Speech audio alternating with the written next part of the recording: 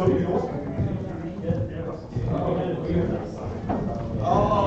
yeah, that guy. No, Is it good? well, I haven't even gotten a chance to come into it yet. Mic check.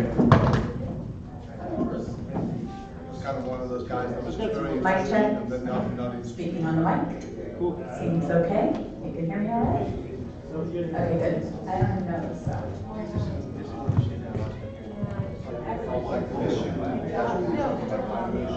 Okay, good.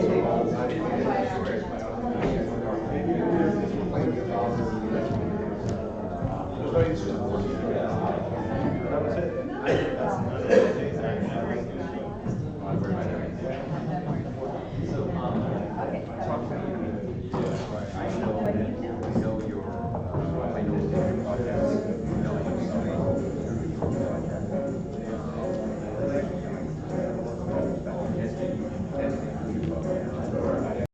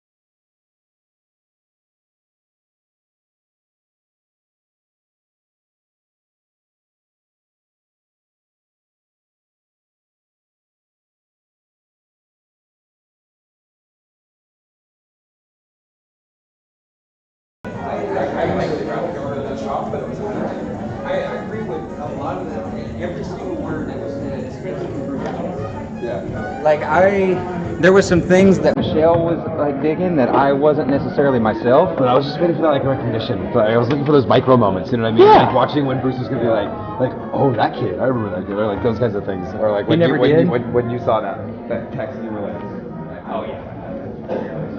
I saw it in your head. Like, all right, we're gonna do first of all.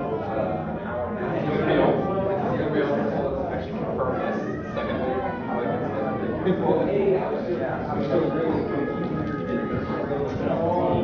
yeah, exactly.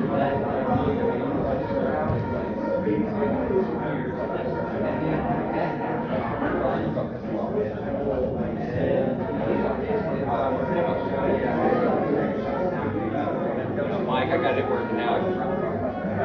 I do.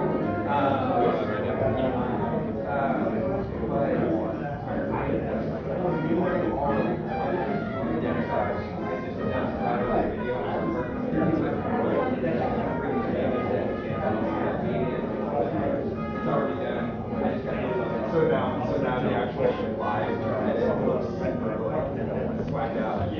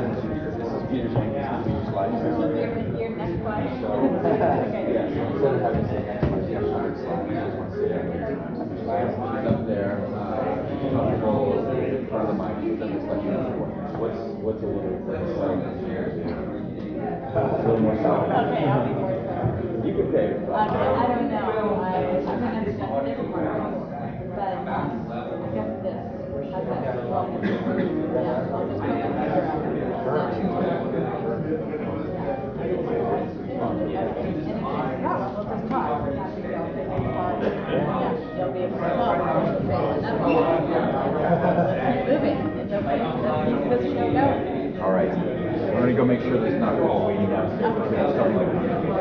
We've done everything else down there. So, yeah.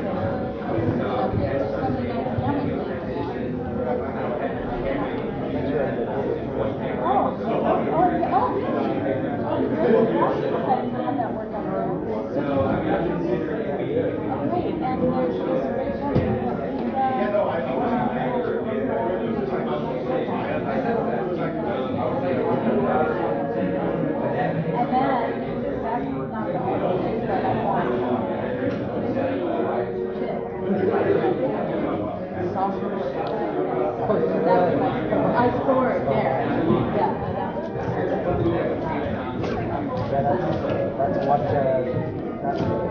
That's what down is going to that work related police officer. So when the person asked me, do you know this about that?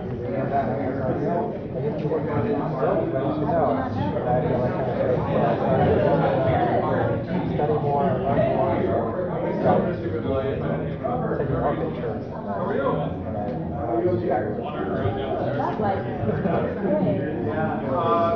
Everything's squared away.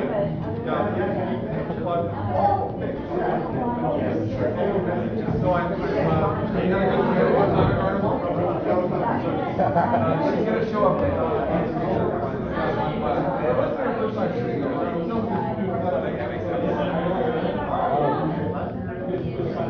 Yeah.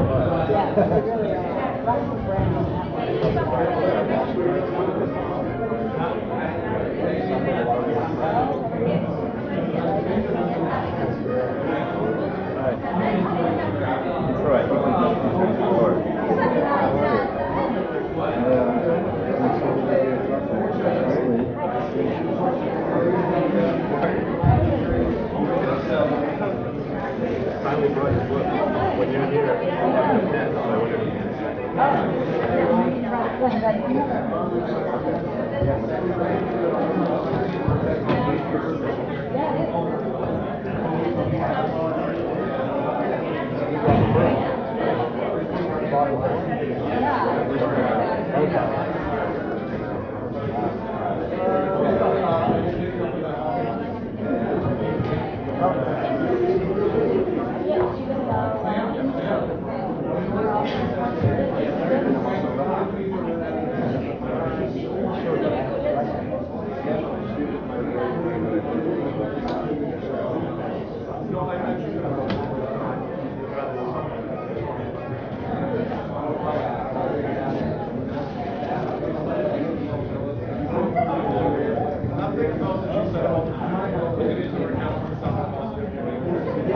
don't give people an out because it was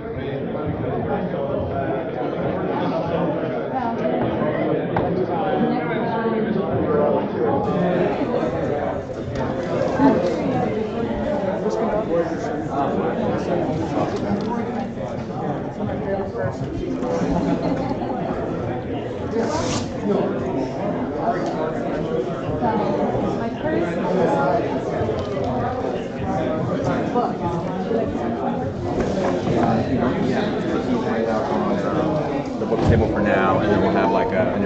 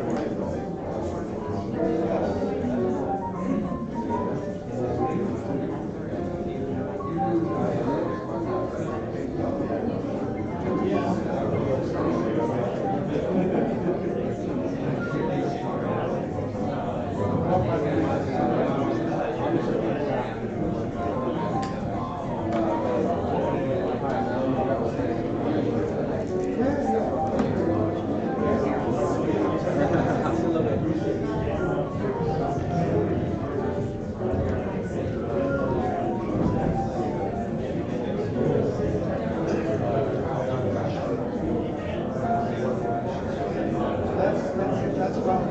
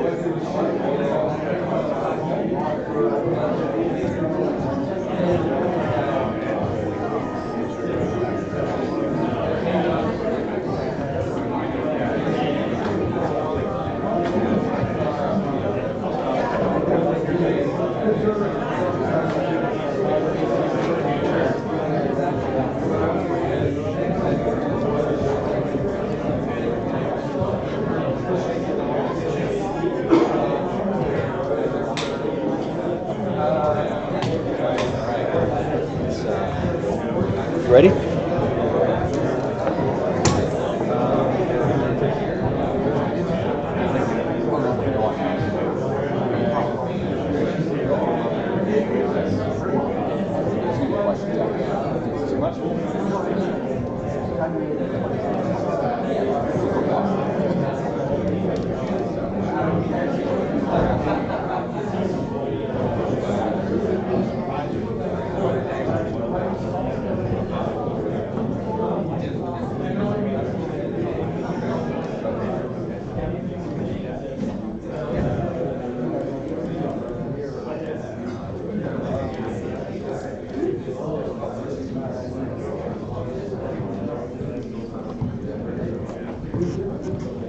Welcome, everyone.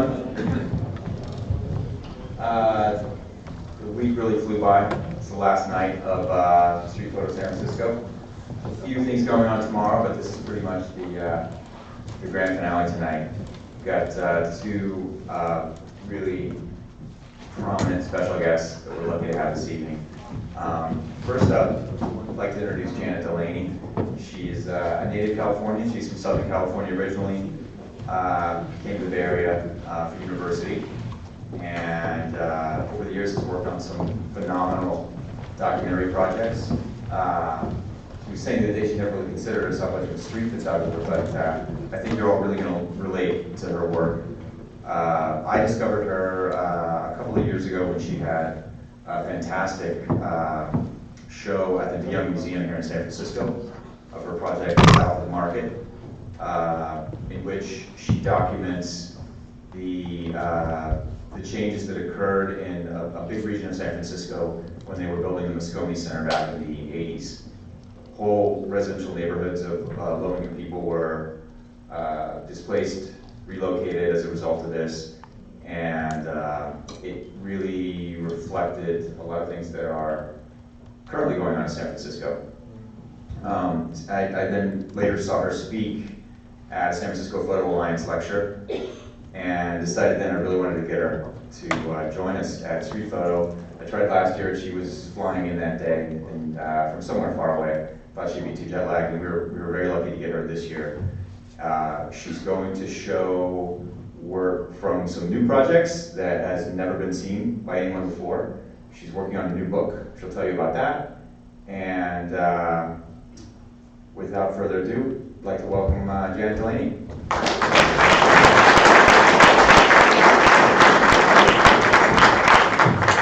Thank you very much. Thank you for being inside on this glorious day.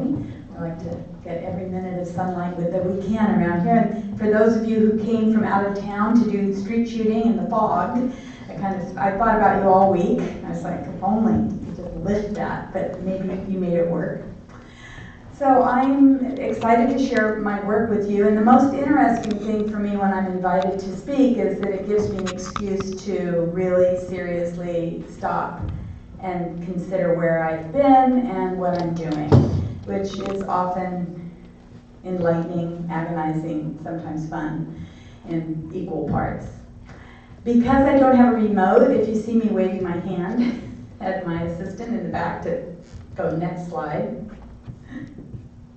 Yeah, really? That's the next one? Was that the second one? Why photograph strangers? Okay, we're going to just jump right into this. Okay, I think I changed this lecture a few times. But at any rate, why photograph strangers? I mean, how many of you did that in the last few days, right?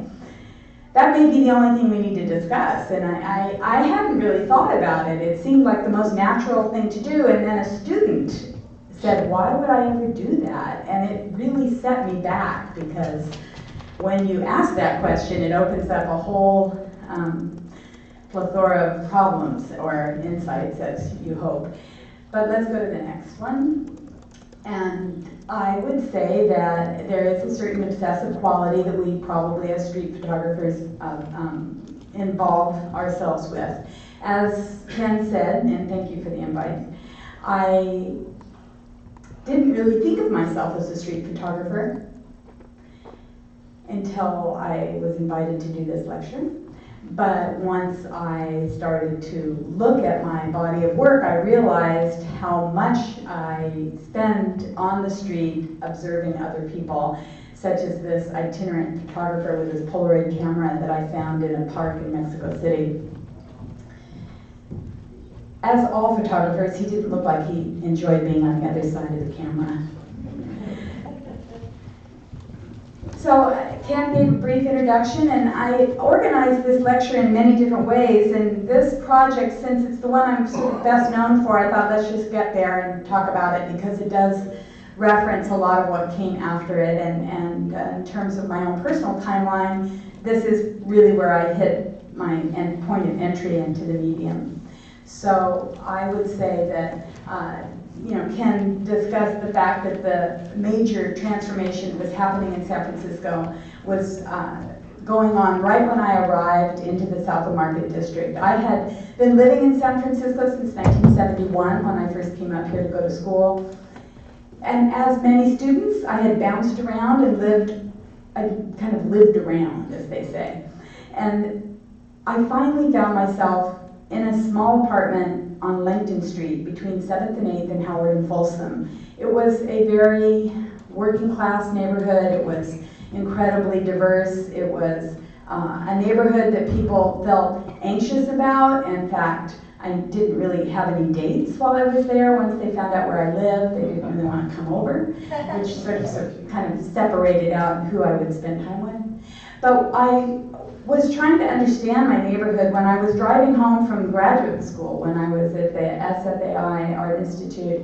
And wait, I'm sorry, that was me gesturing. I'm going to have to maintain a better demeanor. At any rate, so these buildings were being torn down. There were 10 acres of land that was clear-cut, demolished, and it was some of the most working-class neighborhood that San Francisco had at that point. And the history of redevelopment is a complicated one, which, as we can imagine, those that are least able to defend themselves are the first to be dismissed, so to speak. So this is a residential hotel that was being torn down. And at this point, I was using a view camera solely to photograph. And so I dashed home to my studio, and I got my view camera, and I came back, and I made 3 exposures at 5, 10, and 15 minutes each.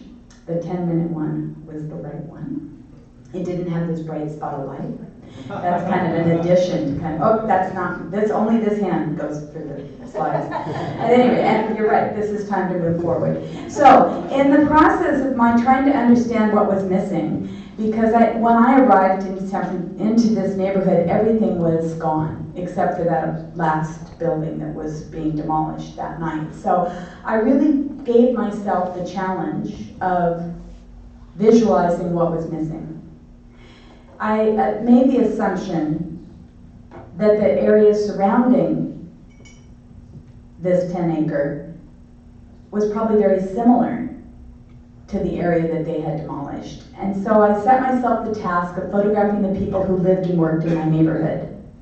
It was a daunting effort, but I realized that once I got the view camera out, I was bigger and more, I took up more space, and I was able to define myself in kind of an ocean of banal warehouses and big big boulevards and trucks.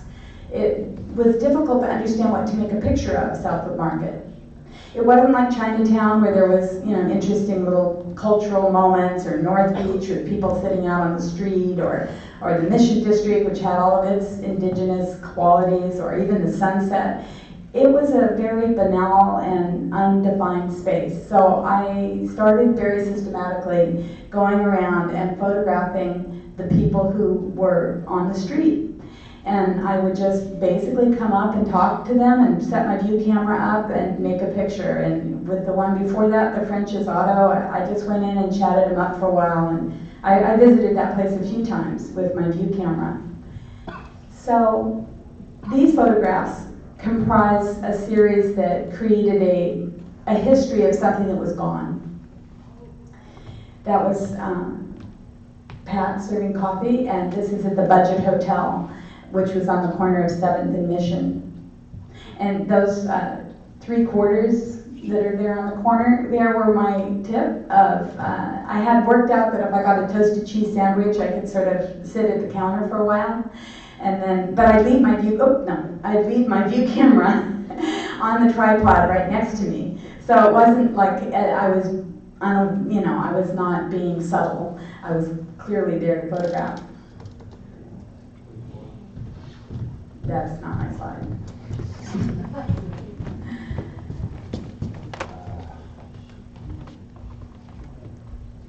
I'll get back to it, I hope. And we go. And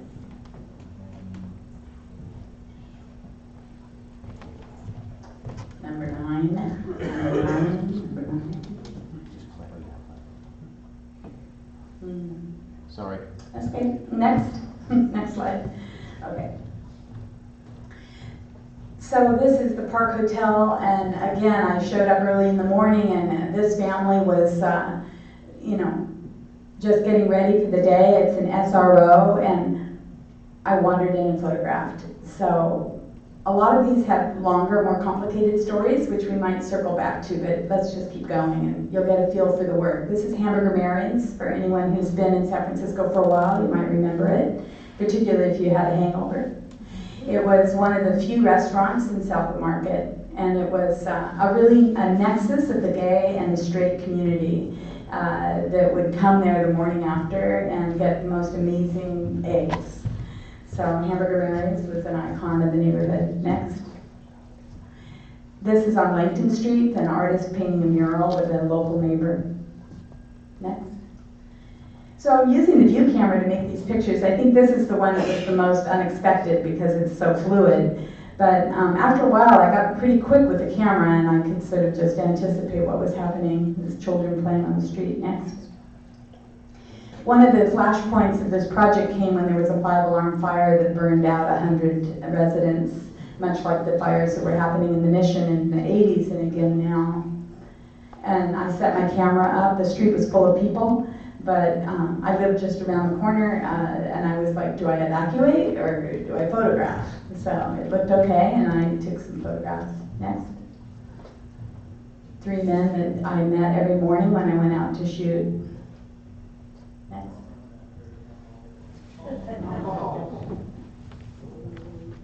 Yeah, okay. These people were getting ready for the Veterans Day Parade, and this is on 2nd Street at Folsom and 2nd.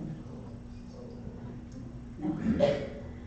And I have a long history. I think I took a camera up initially when I was dealing with anti-war protests for Vietnam. And so photographing protests has always been important to me. And to do it with the view camera I thought was even more of an interesting challenge. Okay, next. So now this, what happened ultimately is I got priced out of the South Market and I had to move. So I moved to the Mission because it was so inexpensive, and I won't even tell you just how cheap it was. But it was a place that many young people were gravitating to at that moment in time, and I got a great little house in just the edge of Bernal Heights where I had my whole dark room and everything set up, a beautiful studio space as well as a living space and a bit of a view even.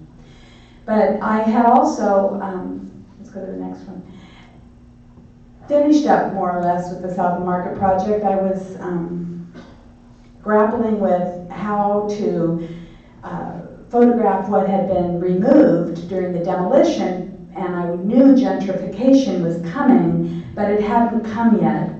And I didn't know what to photograph, so I ultimately stopped shooting for a while when I moved to the Mission, and I began another project. But I didn't want to continue with the view camera because the Mission wasn't so much about the architecture as it was about the people. So I took up a Rolleiflex and I started using a twin lens Rolleiflex exclusively. And so this series that you're going to see now, I think there are about 10 or so photographs that are part of this new book that I'm working on called Public Matters. And it really is in the formation. This is probably where it's a good question and answer period. You know, how do you make a book, right? So let's just go through them. This is the first time I've shown them publicly, really. But this is me walking down Mission Street in 1984, approximately. Next. This is my neighbor playing,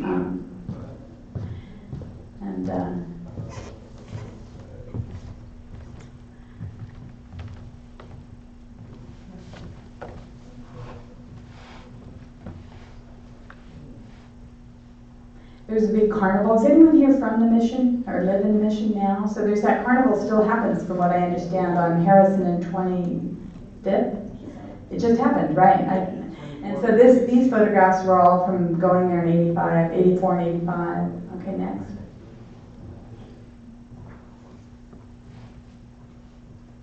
Next.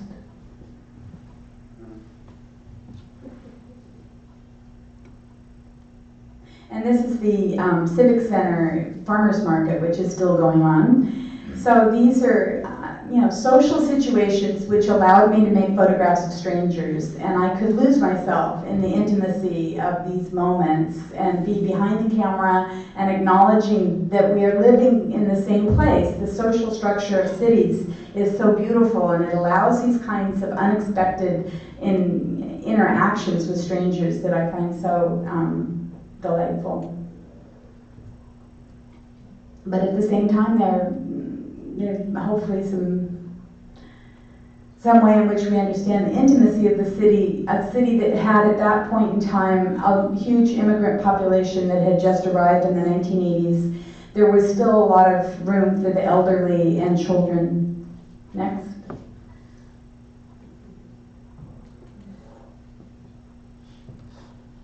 And there was also a great parade. It was the first Martin Luther King Day parade.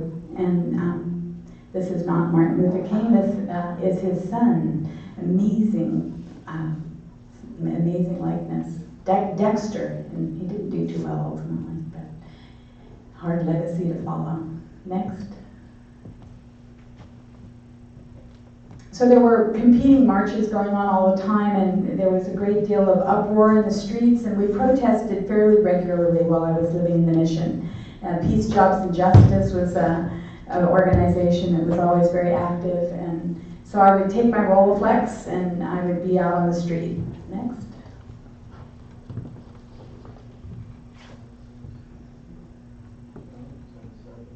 That's our mission, and this is the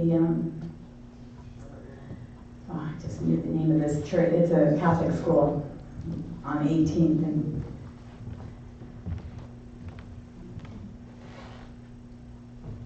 so I stopped photographing in about 1988, and I put these photographs away, and I never touched them again until about 6 months ago when I got myself an Imacon scanner, which was like a pen opening up this huge closet full of historical moments, and I was liberating them by scanning all these 2¼ negatives. Okay, so let's go to the next one. So the 80s were a pretty interesting time for me. I was finishing up the South Market. I was photographing the Public Matters project on the streets of San Francisco. I was going to New York City and photographing in fits and starts. And I have a whole other project I didn't bring in where I was documenting the war in Nicaragua. But I decided to not focus on that, but to just stay with these street photos. So let's look quickly here at New York City. This is Staten Island Ferry. It's a coffee shop that is now a Starbucks. I just went back and found it.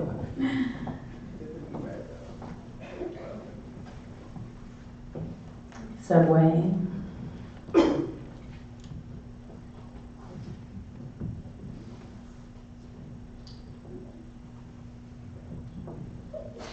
Manhattan Bridge.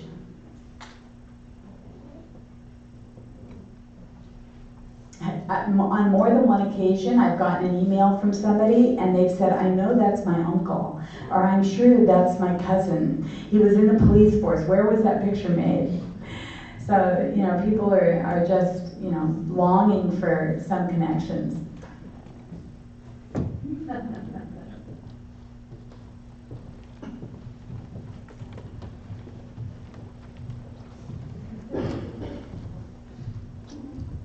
Waiting for that light to line up in just the right place. It's getting an interesting addition to the content, right? Okay, next. This is Wall Street.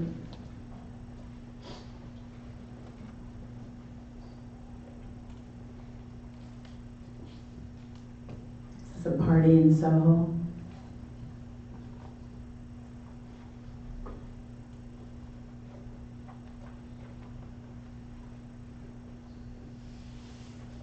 Back on the ferry again.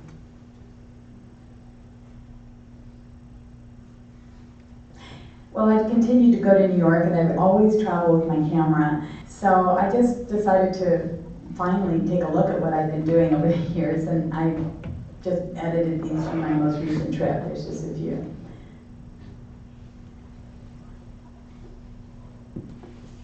A big ubiquitous cell phone for all of us who photograph people on the street. It's a dilemma, right? I mean, nobody is present anymore. We're all someplace else. We're physically in the place, but we're mentally and emotionally at a distance. And it has totally, I think, transformed the way we think of street photography. Next.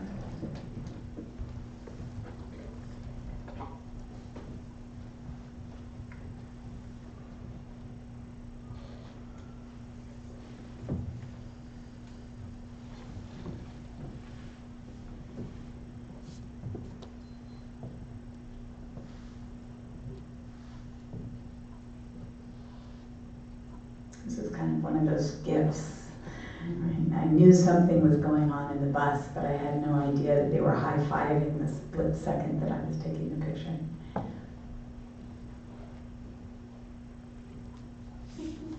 This is Roosevelt Island.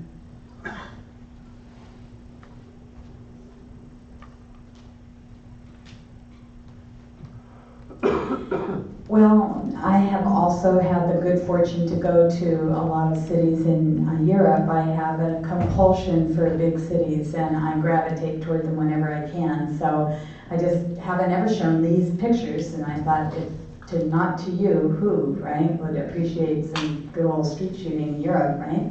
So here, let's just go through these. This is in Hyde Park. It's a man taking off on his own. This is Paris.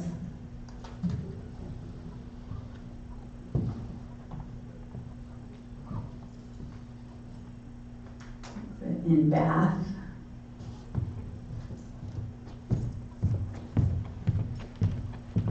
Back in Paris again.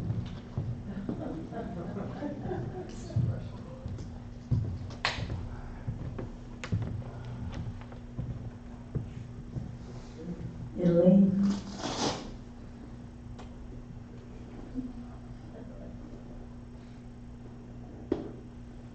Florence.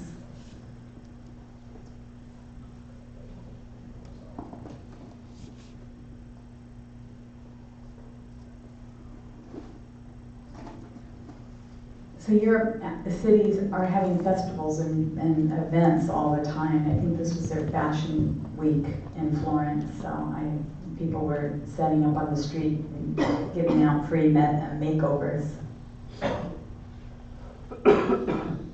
Now Athens. Athens was interesting. I mean, it was definitely felt like San Francisco in the 1970s. The economics were really devastating, and the graffiti was everywhere. And it was fascinating to me to see what the elders were doing, because you knew that their pensions were all being cut. And so I started to really see in my photographs that I was continuing to capture this sense of what daily life was like when things are economically unexpectedly bad. Next.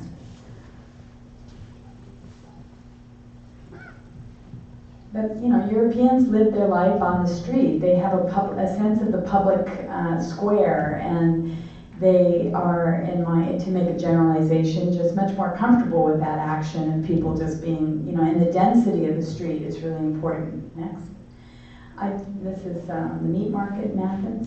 When I taught photography, which I did for many, many years, and people would want to go out and photograph on the street, and the only place I could find that had enough density to really make it sort of comfortable for everybody was like 2 blocks of North Beach. Because San Francisco just didn't have enough people. And Market Street is where I would go now, where I'd have that kind of a challenge. But at the time, in the 80s and 90s, when I was primarily teaching, even through 30 years to the 2010, the city was a quiet place compared to how it is now. It's really made a big change. Next. This is the Bosphorus in Istanbul. Next. That's Istanbul. Okay, let's see what comes out. Oh, look, I went to Asia too. I had the opportunity to curate an exhibition of photographs in New Delhi, and I brought my camera, and then I got to go back again a second time to photograph. And in that same 2-year period, I was also invited to show work in a museum outside of Beijing. So it was fascinating to be thrust into this other world right in the middle of the recession. Our growth level was at about 1%, and Asia was at about 7 to 10%. And the physical, emotional difference between these two states of being was so shocking. So I'm not sure my photos caught that, but I saw that and experienced it. So let's just look first, I think, at China. Now it's almost in the right place there. I'm getting very close. Okay. So I found I was there for work, but then whenever I can, I extend my stay an extra week or so. And so I was photographing it day and night in the main part of Beijing. So basically, I focused on the shopping mall right across from my hotel. Next. This is an Apple store where he seems to be spraying something all over the cupboard.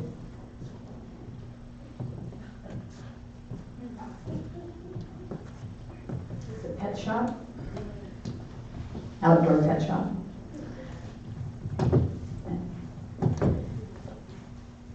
And I had the opportunity to photograph in some area that was what they wanted to project a sense of it being like Yosemite, and they wanted to bring more American tourists out to see their natural environment. And so they invited some photographers thinking that we could do what Ansel Adams did for Yosemite in a day. And I don't know how successful they were, but they weren't short on having tourists there. It was pretty fascinating how people hiked in Asia in high heels often. And they also had this phenomenon of little rocks that had music piped in for your listening pleasure while you were hiking. So, anyway, this is next, yeah.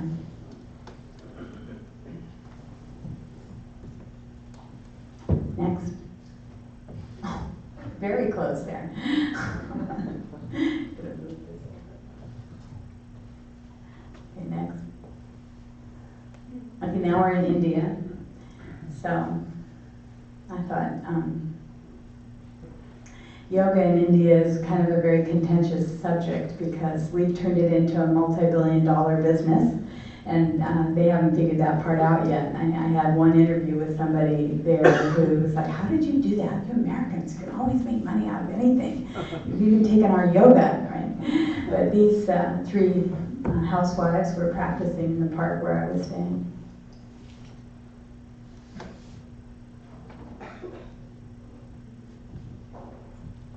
Next. These are Korean tourists in Varanasi, next to some men behind them dressed, and they're the wanderers, I forgot the word.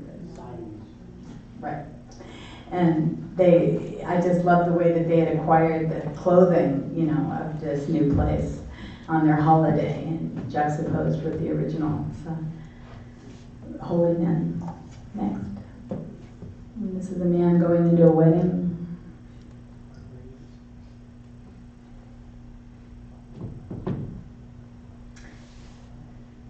Expats outside a ruin in Lodi Park.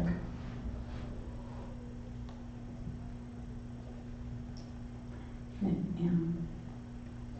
And every house had a guard. So the one series I did, which I didn't really bring in on this, was a group of photographs of men guarding in guard houses who they would just be up all night long around the clock, and you could hear them in the middle of the night kind of calling out from one to the next to the next, just sort of letting everybody know they were there. And they have these jobs sometimes for their whole generation, and then their sons take over the job after them. So a family can go in the same residence with the same family of guards, kind of paralleling their own lives. And they become a very intricate part of your family. But while I was living there with my niece, who was working with the Gates Foundation, she and her husband, and she's a filmmaker there, so I got to understand the infrastructure a bit, and this is their guard in their new apartment that had just come up, and you could feel that video cameras were going to be replacing these guards, and so this kind of transformation that's happening as the social structures evolve. Next.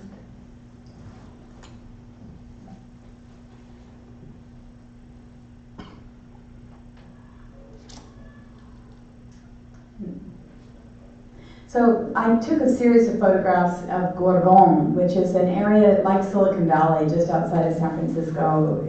The Gurgaon is just outside of New Delhi, and it's where all of the like GE and the big corporations and all the the phone people, what is that? The call centers. All the call centers are located, right? So this could be just a call center. That whole building could be just call center. They were massive, and they were in the middle of nowhere, and they were intended to be part of this whole new development, but the area couldn't keep up, and so you would build a building like that, and you'd have to bring your own plumbing, your own generator to actually make the building function. There's no public transportation. Everyone had a driver. And so the cars were, parking lots were everywhere around, surrounded by cows. So when I looked at this sort of leapfrog of technology, and I thought about San Francisco, and I thought about what I'd seen in Asia and China, rather, and the exponential growth. I have like a whole lot of photographs of the big, huge, empty apartment buildings and the other elements that showed how fast things were going, the brand new streets with nobody on them, and the like. I really thought, wow, I'm going to get a Fulbright, and I'm going to go back to Asia, and I'm going to photograph this kind of new dynamic that's happening. And I did. I managed to get a Fulbright to go to Bangalore, right? And just that very moment when I was really sinking my teeth into thinking about being the next, getting consumed by these two cultures and what was similar and what was different about them, I had the opportunity to do the book. You don't know when things are going to come, right? And then the book was coming together, and then the exhibition was coming together, and I realized I had to let the Fulbright go and just focus back again on San Francisco. So we can go to the next one. So in doing that, I realized that I wanted to look again at the South of Market and see what had been happening here while I was kind of away, so to speak. I was traveling, I was in the mission, I was frankly busy raising 2 children and taking care of my parents and photographing all that and photographing in the wilderness. I had like a whole series of other projects that I was doing and cut in with all of this work that I just showed you. And I said, okay, let's just look at South Market again, because I had really left it like a relationship, like a boy that I just knew I always loved, but didn't think anything was ever going to come of it, because like I'd only just gotten a little bit of sense of fulfillment from my first pass with that relationship back in the early 80s, and I just put the whole relationship on the shelf. And so when I started to see that there was interest again and there was a purpose to revisit that subject, I went back to South of Market and realized it was no longer called South of Market, but we're in a hurry, it's Soma now.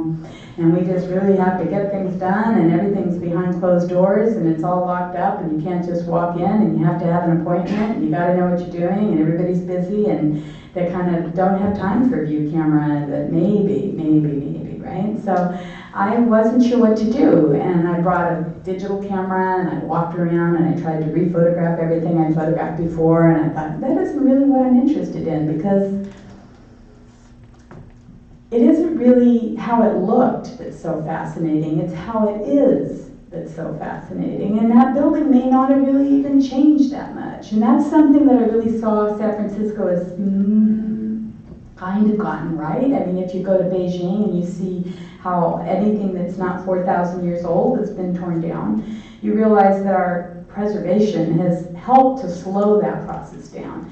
And so there's a lot of things that San Francisco's been pretty advanced in, trying to manage this growth that we've had, because now we are the epicenter that caused so much of all the change that happened in China and in Asia. Without the innovation that was coming out of Silicon Valley, we wouldn't have had that kind of exponential growth in those other parts of the world. And that growth brought all this attention to San Francisco, and as you all know, have created an incredible amount of money in San Francisco, and with that money, a whole lot of problems as well as some good things. So I went back on the street and started actually, without realizing it, a new project. So this is the work I really haven't shown. Oh wait, this is from the original project.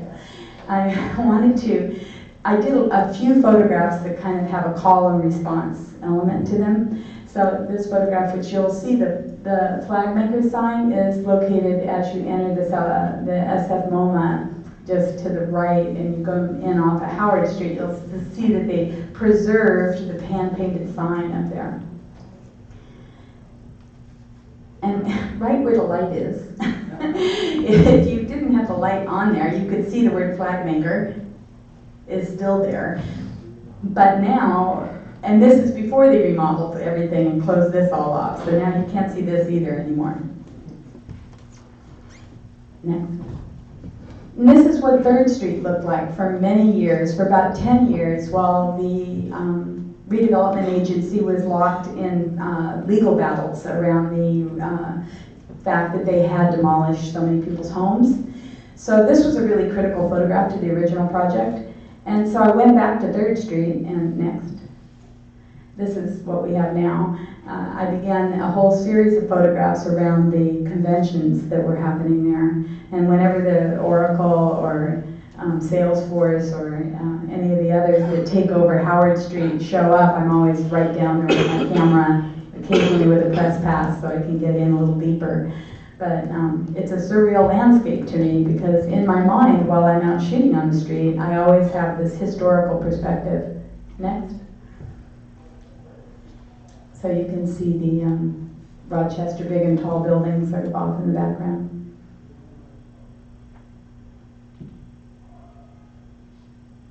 This is Main Street, and you know, I think just that sometimes the title will just shift the way you think about a photograph because we have such a mythology around what Main Street means.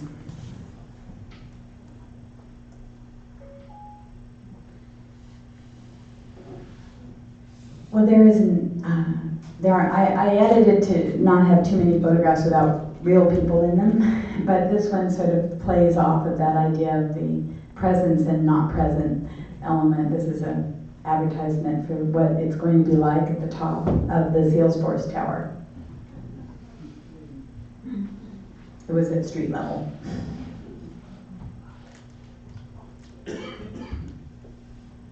Any of you been to any of the conventions at the Moscone Center? They're really pretty great to photograph. Next. That's the Yerba Buena Gardens.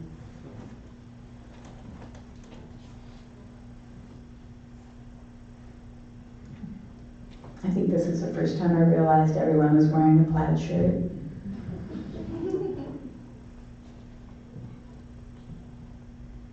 This is the LinkedIn building under construction.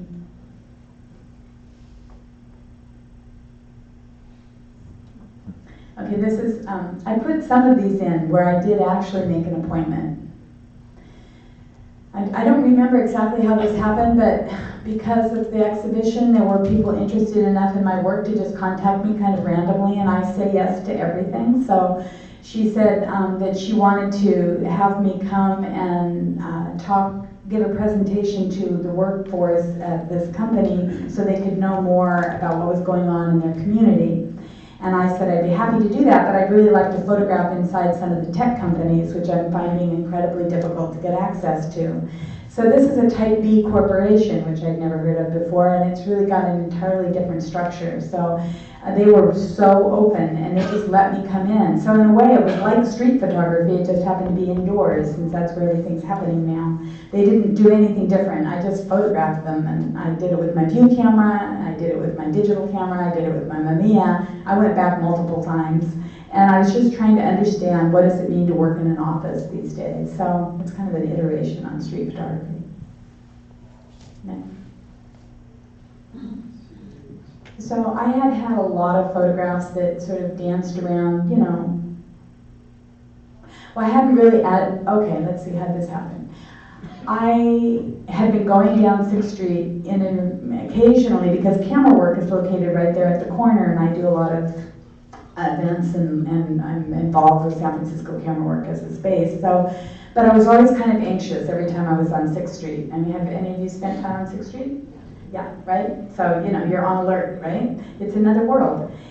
And I didn't like the fact that there was a street that I felt uncomfortable about, but I thought, you know, how am I ever going to get to know this place? But again, I got an email from a woman who does community development on 6th Street, and she would like me, she said, to show my photographs in an art exhibition on 6th Street. I said, well, okay, we can try to make that happen, but I didn't really just want to hang up South of Market photographs in South of Market like that. I said, why don't you introduce me to all the various businesses on 6th Street, and I will just photograph them, and then we can put that work back up. And so I spent a lot of time on 6th Street last summer. I was multiple trips down there, and I brought my view camera, I brought lights, I brought an assistant, I brought my digital camera, and my Mamiya. Again, it was like, you know, it was surround sound. So this is one of those images, which is really kind of a cliche.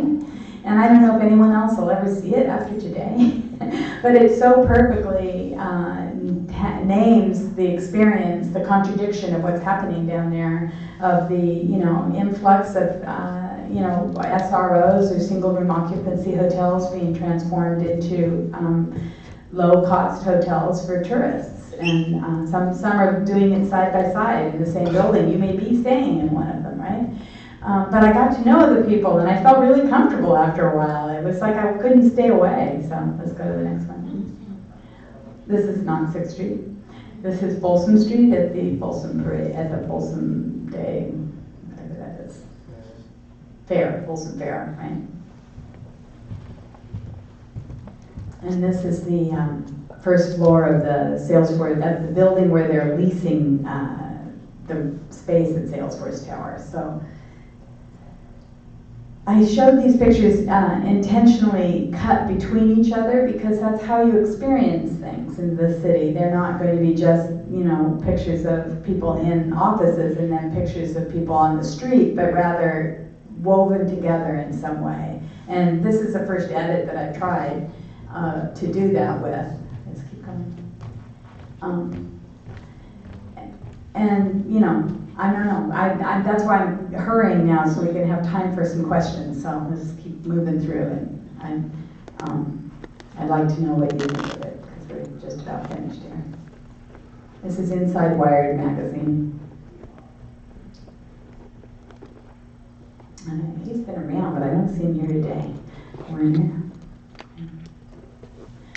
So this is outside of one high-rise to another. There is one person there. I just want to make sure you do. Yeah, I waited a long time for that one construction worker to show up, so, you know.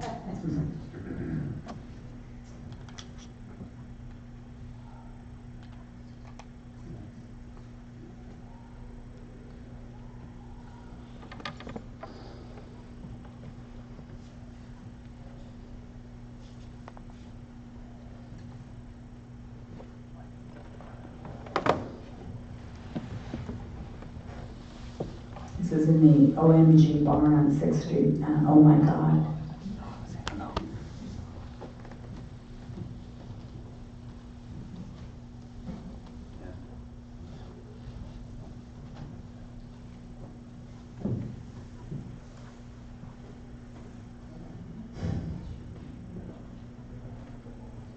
And the last one, in the right light at the right time, everything is extraordinary.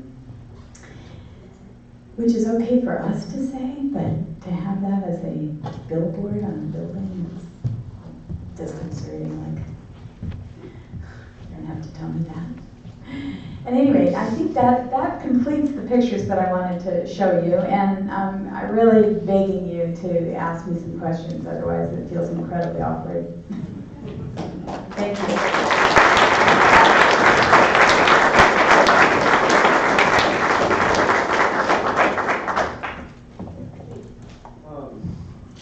There's been this talk in like kind of the institutionalized art world of San Francisco over the last 10 years, maybe 5 especially, about like how do you break into tech, and how you get them to understand that art is potentially an asset as well. And so as a fine art photographer who's getting calls from tech, what does that look like? Are they looking at this art, or are they looking at it as more of like an editorial type thing? Is it like pitch for them, or do they understand? Well, I don't think we can say they, first of all, because every single one was different. And that, but I understand exactly what you're saying. So I don't mean that other than to say that from my experience, it's been varied. I haven't really shown them very much. I mean, I take back 8x10 prints of people who I've made exact pictures of just to keep my good faith up. And it's something that I always do. I give prints back to anyone that I can actually find again. In fact, that picture of the woman with the dog and the guy with the sign, It took a while, but I found them, and I gave them both prints, right? So there is that circle that's really important for me. So within the tech context, you know, I am not able to speak to the market of their ability to quote unquote support or buy art per se, because I'm not really at that level. Intuitively, I think that they're all busy. They're starting to nest, and pretty soon they'll have babies, and eventually they'll have excess income, and they'll start buying art. But I think that this city is so small, and this whole thing happens so fast, that there isn't a culture that really supports or understands art, because they come from primarily engineering, not 100%, but historically, and our education program in university doesn't really give you a well-rounded background. I taught at UC Berkeley for almost 12 years, and it was pretty bifurcated what people could study. So, you know, having a kind of understanding of that level is going to be really important. Other questions?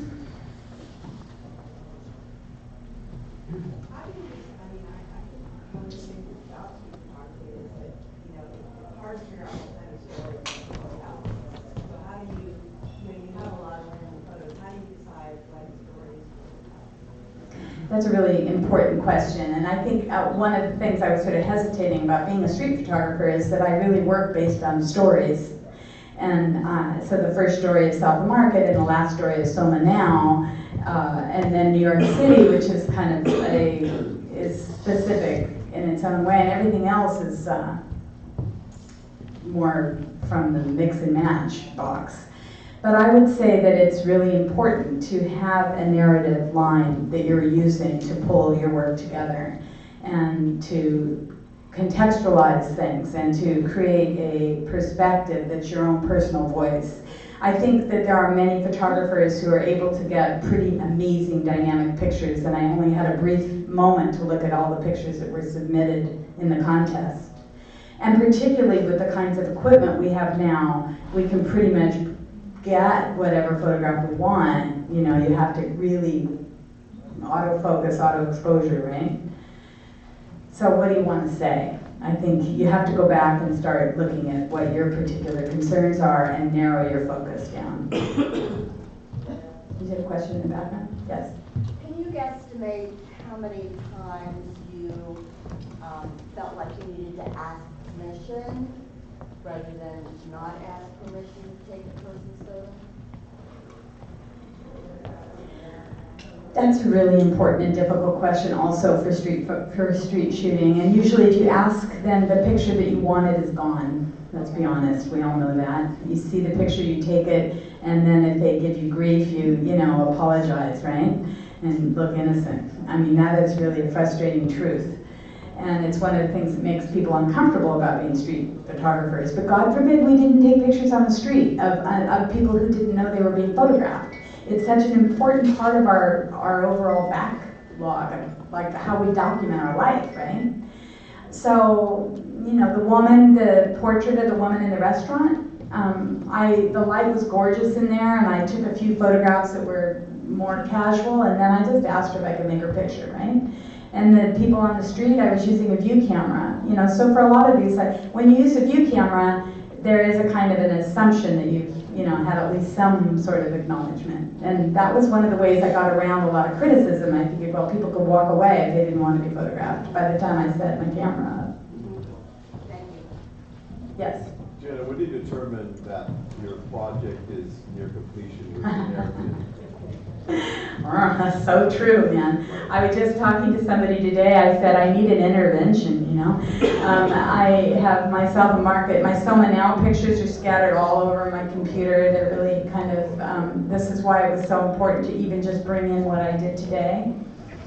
I feel it in my bones that I'm starting to get there. I don't feel an absolute nauseating nervous twitch every time I'm south of Market like I used to.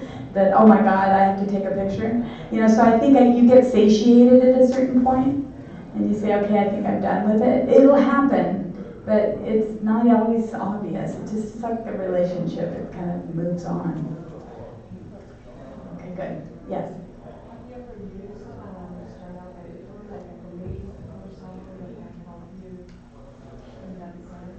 Absolutely. In fact, it's indispensable. And this slideshow would have been 10 times as long if my friend hadn't come over, you know. And I actually have a group, and I really recommend this to everybody, to just find, you know, a group of, like, well, there's about 11 of us because we're hardly ever all in town at the same time. But we meet almost once a month and show work to each other.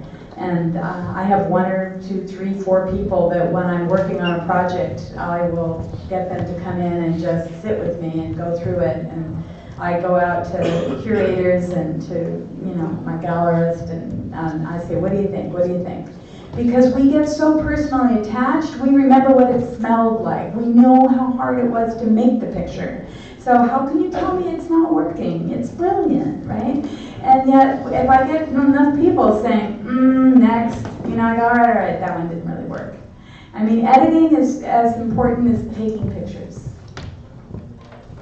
It is a really essential part of the form.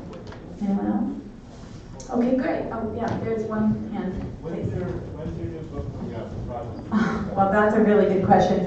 I have a publisher, and he said, oh yeah, that's good, a good start.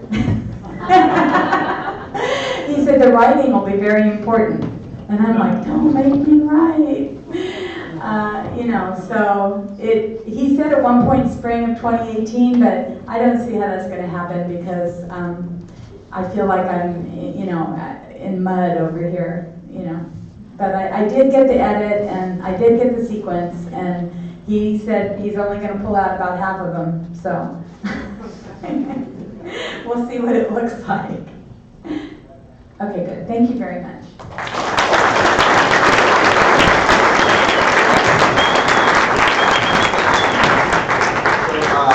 Janet brought some copies of the catalog of her Young exhibition. It's a fantastic little book. It's only $22. She's going to be signing those and selling them in the lobby for the next few minutes. We also have a special guest. Our sponsor, Streetfoto, is coming up, and they're gonna tell you a little bit about their app before Gilden comes on, and they're gonna give away some pretty nice prizes and announce a few surprises as well. So if you can stay seated for them, unless you want to get a book from Janet, this is a good time to hear about one of our support partners. It could be up just about a minute. As we move backwards into digital, we're really glad. We would be honored if you want to. Next year is the 40th anniversary. We're going to have 40 metal prints around the city, and I can't guarantee it, but we would be honored if you could write to them and see if we could submit some of your own stuff. Well, I have a lot of it. That would be 3 of 80. I have social media colleagues who are students who would be honored to spend some time with you. Oh, very good. I love your presentation.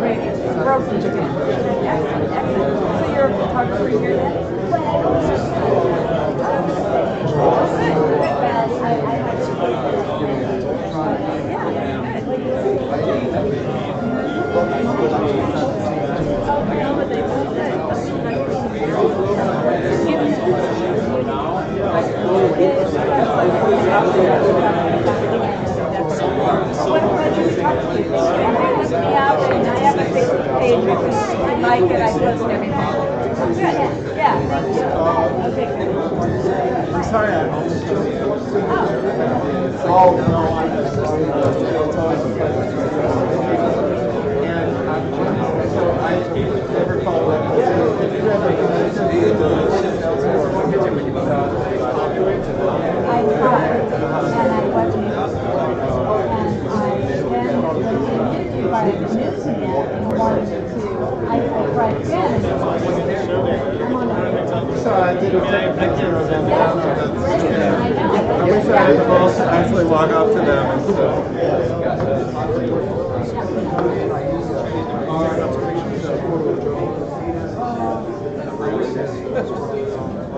Feeling better? Come on, I thought you were gonna leave. When I first walked up to you, I looked like a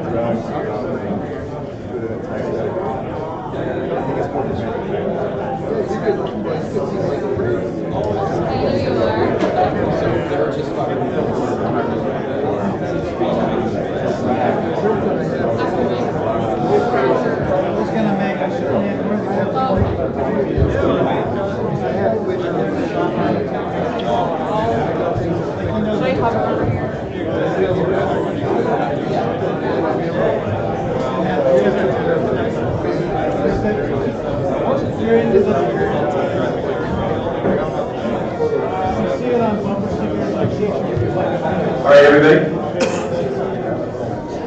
If you can take your seats.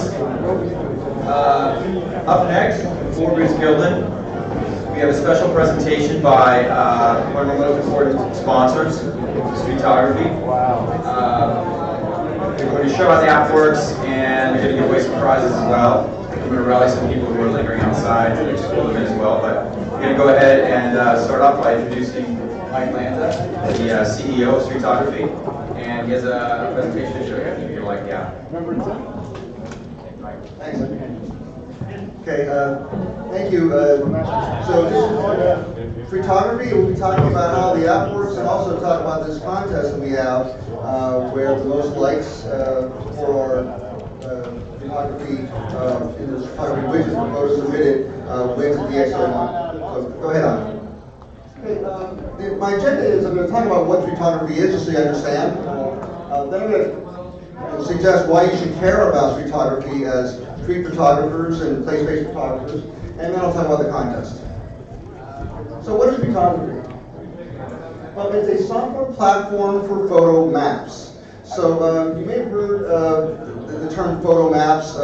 Actually, Instagram had photo maps, and they dropped it. They said no one used them, or not very many people used them. We think they had pretty bad technology, pretty bad user interface, so I think we've got a better interface. And also, I want to say, we power photo enhanced maps for apps and websites. So we're not trying to be another Instagram. We're trying to power your apps, power your websites, other organizations, companies, people with our technology, with our photo map technology underneath.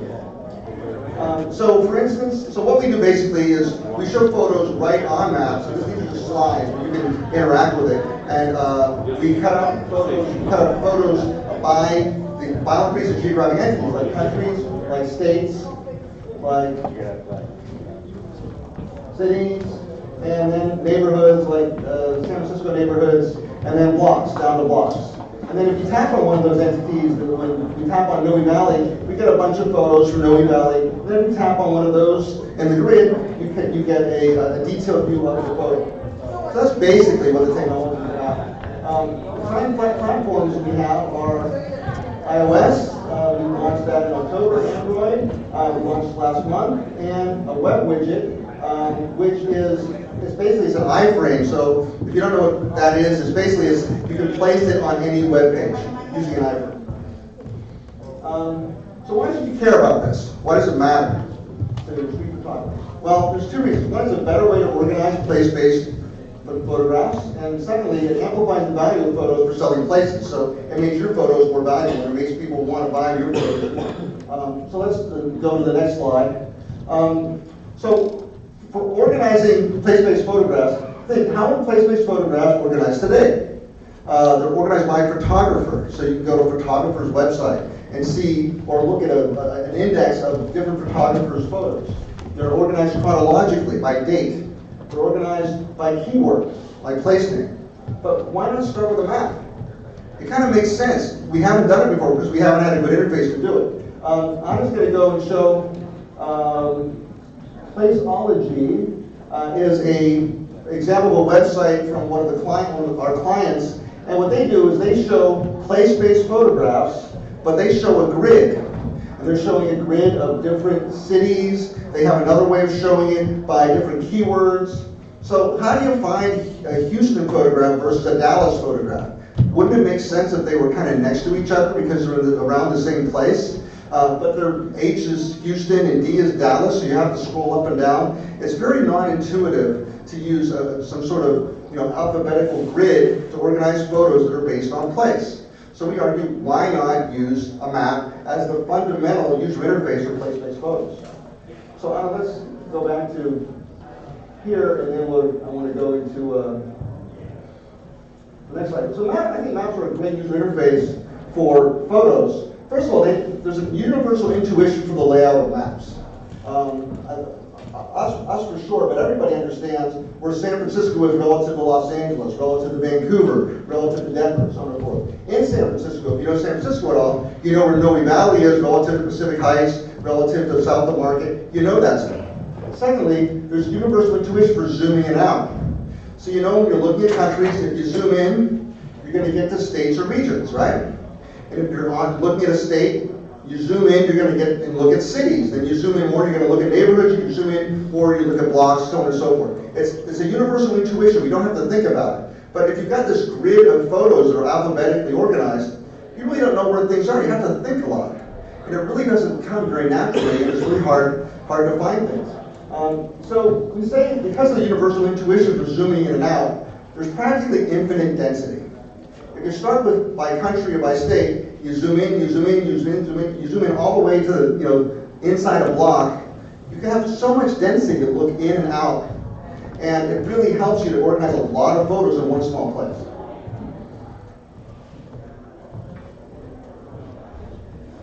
So I'm just going to show the QuickTime.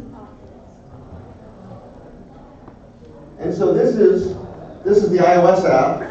And right now we're looking at San Francisco. We're looking at all photos, by the way. And so you can zoom in, and if you zoom in more, Anna, we'll see that we're looking at neighborhoods of San Francisco. Zoom in more, you'll see blocks, you'll see photos of blocks. So it's a very intuitive interface for people who are interested in place. We zoom out a little bit, Anna. Zoom out a little bit. So we're looking at neighborhoods again. Let's go back to neighborhoods, Anna. Pretty good. And then let's change the filter. So you can look at not just everybody's photos, but you can look at Anna's photos. Anna's my colleague at Streetfoto. So now we're just looking at her photos on the map, by neighborhood. You can look at block as well. And then she tapped on one and she's looking at her photos. So it's a way to sort of, she remembers where she took the photos. It's very easy to find those things. And then we can look at the contest. So let's look at the Streetfoto contest. And now here's the contest, and here's where people have been for the last week, the last few days, taking photos. It's a very intuitive interface. It's a great way to organize photos. We really believe that once you organize your photos and see others organized this way, you're not going to go back to some rectangular grid that's alphabetically organized by keyword. It just doesn't make any sense. This makes a lot of sense. So Anna, let's go back to the presentation.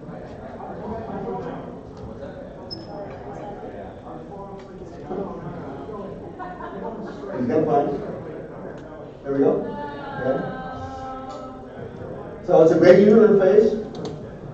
So I said there's two reasons why you should care about this. One is it's a great user interface for organizing your photos, organizing your colleagues' photos. Also, it amplifies the value of photos for selling places. And what I mean by that is, right now we have lots of photos on the internet, but when we're selling a place, when we're selling real estate, when we're selling a vacation place, a lot of times we're using a lot of words. We're not using as many photos as I think we should be. And ultimately, I think your photos are a lot more valuable can be a lot more valuable once we use a really graphical, photo-based way to show off places. So StubHub is, for instance, a potential customer of ours. We're talking to them, and they want to show ballparks and concert venues and the neighborhoods around them. Rather than describe them, how about showing lots and lots of great photos around Wrigley Field, around AT&T Park, places like that. In real estate, show what it feels like to be in the neighborhood. So we're talking to some potential customers in real estate. So showing lots of photos that give you the emotion of what it likes to, what it really feels like to be in Noe Valley, to be in the Castro. In travel, the same thing. So Airbnb is another company we started to talk to. Think about when you rent an Airbnb today. It's a pretty, it's a fairly dry experience. You look at all the photos of the inside of the place. How about what is the neighborhood like? If I'm renting a place in Amsterdam and Paris, I want to know what the immediate neighborhood is like. I want a lot of great photos of that place. And then finally, in urban planning and architecture, we have a lot of potential customers there, a lot of customers. Showing the minute details of what a place is like today, lots and lots of photos rather than words, rather than artist renderings. How about lots of great photos? Okay, so that's all I'm going to talk about, just to give you an idea of why photography is important, why it should be important to you. I want to talk about the contest a little bit. So what we did, just to review, is we put up our web widget on streetfoto.org/contests, and the widget enables people to upload photos. It also enables people to like photos, to give them likes. So this is the widget in that you just filtering for the Streetfoto contest photos, and you can see people have been around. They've been to Civic Center, and I'm just showing one of the detailed views for one of the photos. Civic Center, South of Market. Seems like the corridor along Market Street is really the most popular area. But they've been all over San Francisco, and this sort of kind of gives a general sense of where people have been, and then you can drill in and see what photos have been taken in those places. And so I'm just giving you a flavor for that. And I think we can zoom out to San Francisco. We will unveil the winner. So this is the winner. So this map is filtered by popularity, by likes. And so that is the #1 photo. It has 14 likes, and it is by Ricardo Garcia Mainu. Is Ricardo here? All right.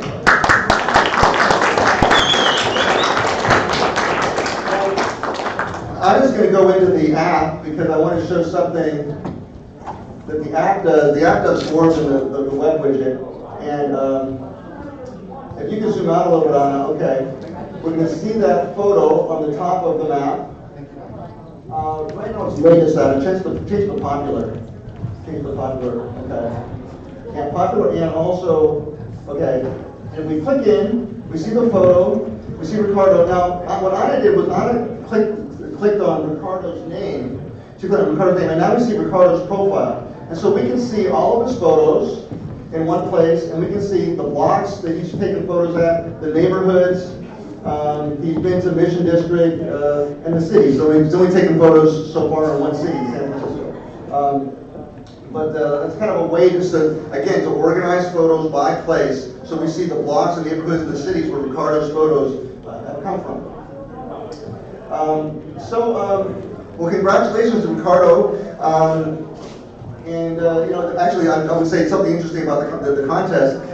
Today we had 4 different leaders, so it was very exciting. There were a lot of great photos, and some photos that I thought were great that didn't win. So thank you all for participating, and I'd love to entertain questions or comments from you guys. Thanks for being an attentive audience. Thanks.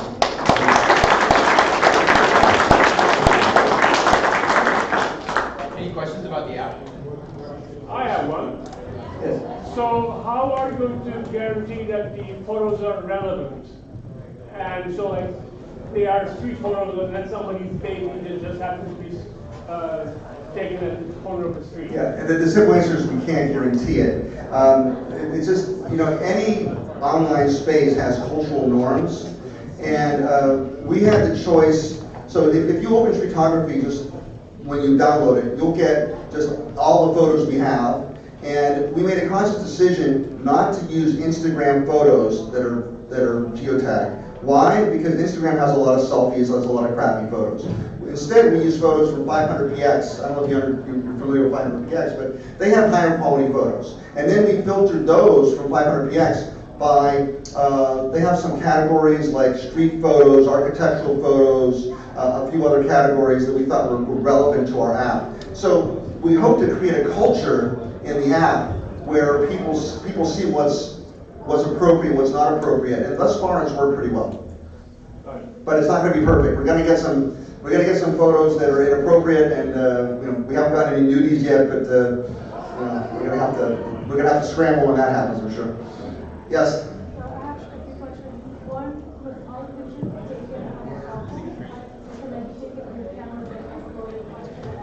I can't hear you very well. She's asking if all the pictures have to be taken on a cell phone or can they be taken on another camera?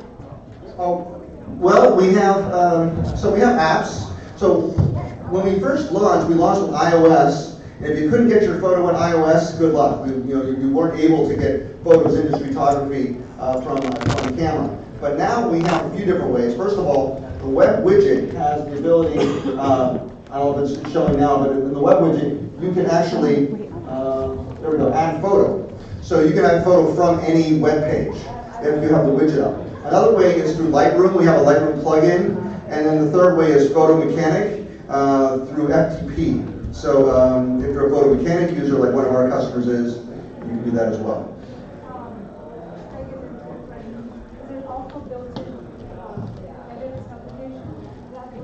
We have some filters. It's kind of like Instagram, there's a little cropping, a little filtering you can do. If you're a serious photographer, you're gonna work in Photoshop or something like it, and then just take it over. But we have some filtering, some filters you can put over photos to change the coloring. We don't. That's a good question. We have comments for photos. We don't support hashtags as a way to search for photos. That's something we're looking into in the future, but we don't have that today. Sure. Any other thoughts or questions? Places you could implement or use photography? No? Well, thank you so much. I appreciate it. Thanks. Oh, congratulations to the winner. He gets a DX01, and we have them here. Yeah, DXO's here with us. Actually. Okay, so great. So the price for this contest is it's a DXO1. DXO Labs out of France is one of our sponsors here. They gave us 5 of these fantastic little cameras to give away.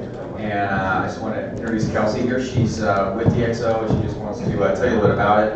Ricardo, I'm going to get to yours soon. Ricardo's a friend of mine. He's very lucky at Streetfoto. He won one of the contests last year as well. So keep coming back from Mexico. He's from Canada.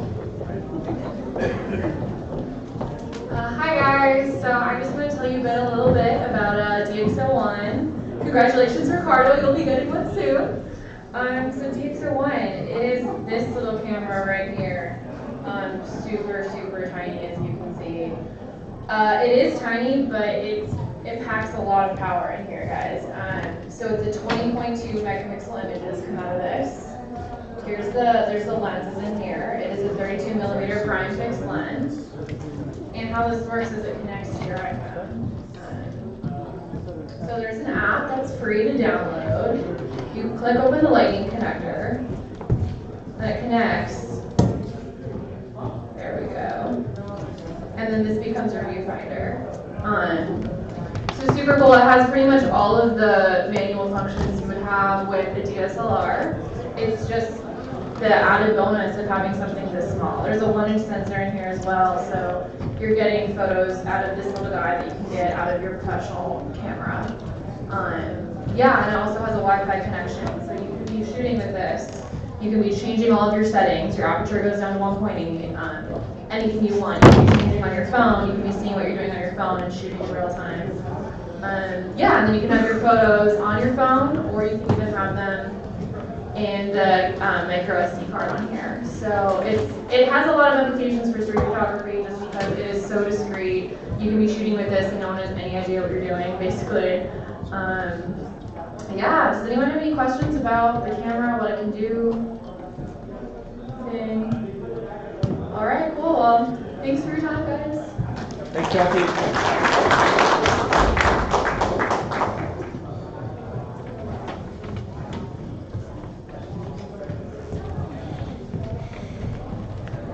All right, Chris is up next. Just a few minutes.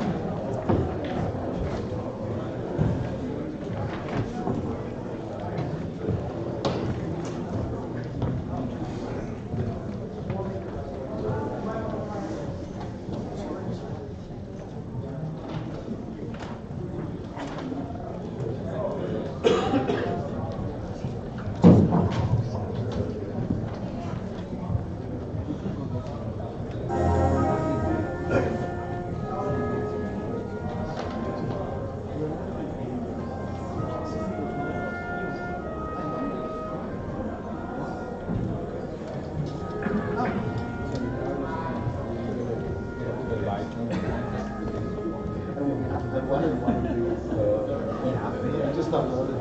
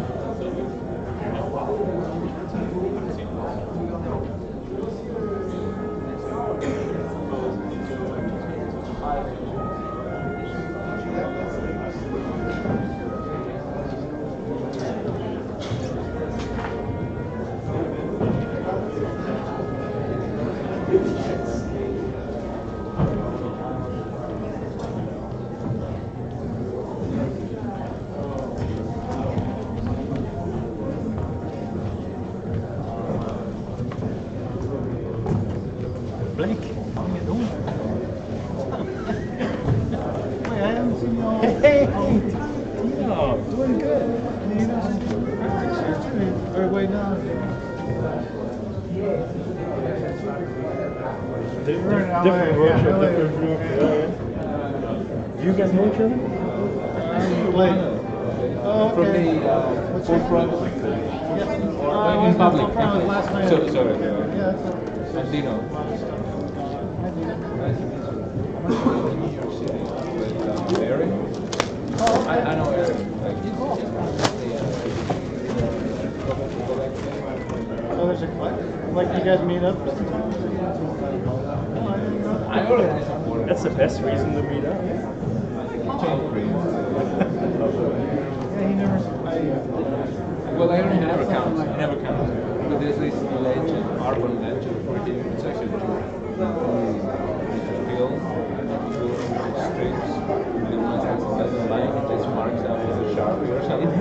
People were releasing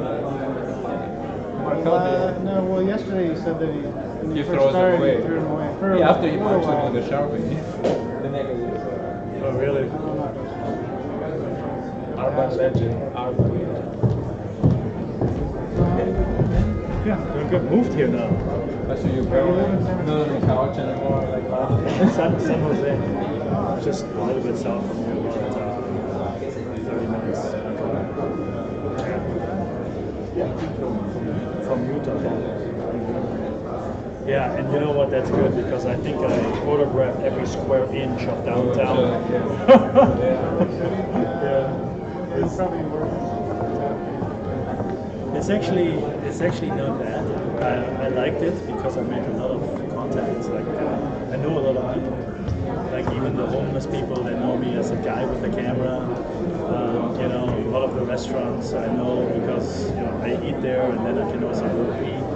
Because you need to do that sometimes. Yeah, when you are. Yeah, no. 11 years. Yeah, so I like that, but now I'm here and I'm really enjoying it. It's just it's overwhelming. I mean, it's so much going on. So you come here in the summer? Yeah, so a lot of times I just drive out really in the morning, so I get here like at 7:30, 8 o'clock, depending on what time of the capture the light. Yeah, but I shoot. I mean, I don't care if it's 12 noon and the light's harsh. Or what are you gonna do? Stop shooting? I'm not Alex Black. I still have that camera, but I love film. I shoot my M4 most of the time. The M240 is there when I run out of ISO and I shoot at 1600 with my M4. Oh yeah, probably 95%. Yeah. I was planning the Lego store, the M10. Yeah. It's actually pretty. Yeah, but it's like $8,000 or something. It's a lot, yeah. But it's thinner. They say. Yeah.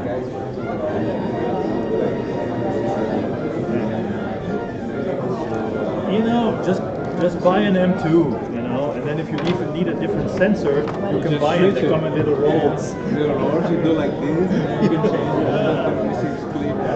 Oh, you had a saying. What was it again? Oh yeah, no. Film is cheap. Digital looks cheap, right? Wasn't it you? That was like 10 years ago. Digital doesn't look as cheap anymore. Yeah, that's true. I just love the feel and the process, and that it's nothing in its way. I don't even have but only black and white. I have not developed color. Yeah, you have to keep the temperature. I just love to shoot HP5 at 1600. You know, I have a yellow filter, so I kind of act like it's 1000. That helps me also with exposure because I do the Sunny 16 rule kind of thing. M4. Yeah, it's like scanner V700 from Epson. Okay, so you put it straight. Yeah, you can put 24 into time. Yeah, but I hate scanning. It's what is it, older, right? Probably like 4 or 5 years. They have an Epson I'm not. I know it's a Pacon. Which one? It's a Pacon. P-A-K-O-N. So in the old like photo machine, the Pacon scanner is the one that can scan you use the CD. This is like 2400, like longest size, I think. Maybe less. But they run on like Windows XP. So mine ran on the Windows virtual machine. Not on the Mac, or if you have like a notebook, like a desktop with Windows XP, you use a virtual machine. But you know what? A V700 is like what, $300. Oh, professional. Just put the roll in. Oh, really? Like this. That's how you just put it in, go for the phone. It's just the resolution. Web is fine. It's how it goes. 30 ounces. I think that's where digital really comes in. I think Van was telling me today he shoots like 7,000 to 10,000 a day. So he just wakes up and keeps this shot? Yeah, I don't know. Yeah, I just spoke to him outside earlier. Maybe that was a yeah. When he's on the side? He just said, Pardon me. Do you have a seat for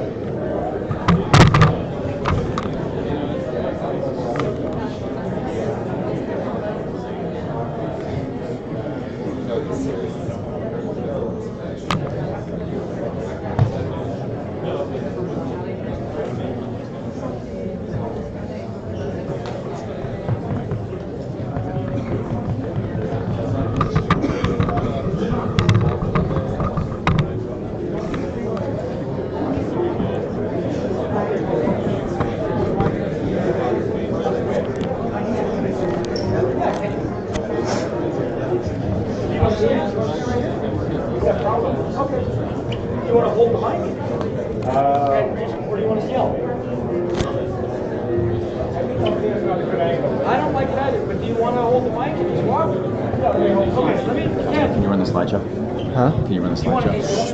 Yeah. Get your chair just in case you want to sit. Yeah, sure. Okay, great. You want me? Okay. Yeah, it's just next. And, dude, thanks. I forgot to get somebody. Okay. I'll try to find somebody. He wants to walk in the mic. I don't care about. I don't want to. Oh, yeah.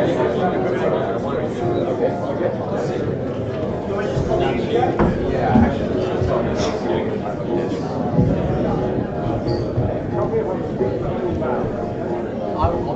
I'm going to bring this to just remember the word tenderloin.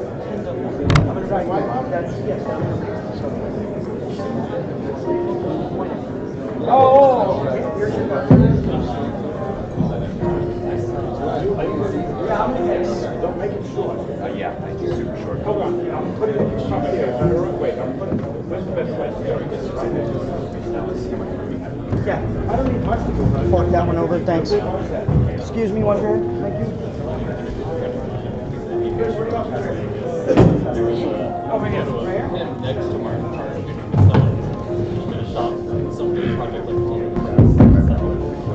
That's Casper. He's gonna watch for you. Hey, Casper. What are you gonna watch? Are they don't small? Yeah, exactly. Making sure. Just giving me kind of what's the signal that. next photo? Oh, he's the one who is. Right in the back. Don't worry, I'll go next one. We'll just vary it, okay? Just take this.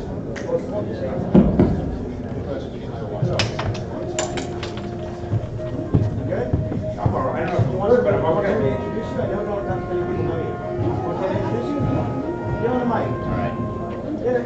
All right. We're gonna sit down. We're gonna have that music over. Yeah. Can we cut the music?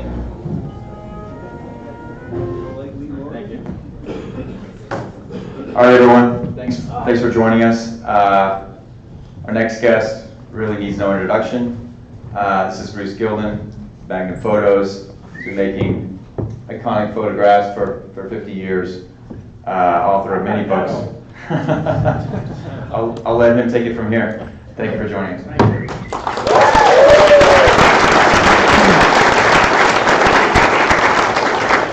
Anyway, I'm going to show a lot of photos tonight, too many, and most photographers have the same problem. We don't know when to stop, okay? But the thing is, the quote that influenced me when I started photography that has always remained with me is the one by Kappa: if it's not good enough, you're not close enough. And the other quote that my wife so graciously found for me from Robert Frank, 1957, it's important to see what's invisible to the others. And that's what it's about. Okay, so let's start. Ready? Let's go.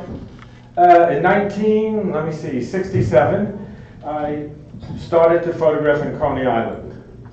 Can you make that sharp, please? I hope it's not going to be one of those nights, okay, because that is not sharp. Even though I wear glasses, I can tell you that isn't sharp, okay? Still not sharp.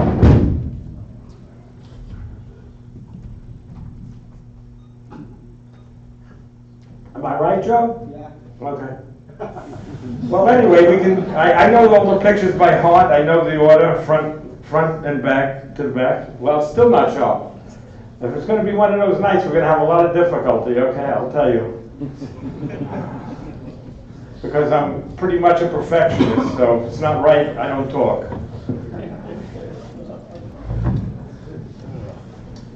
I know my eyesight isn't what it used to be, but... Well, anyway, in 1967, I'll just start. I decided I wanted to do the first of my many long personal essays.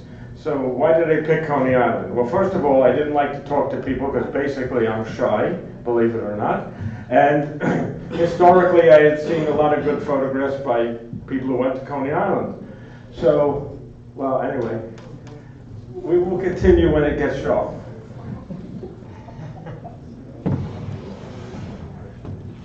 Oh.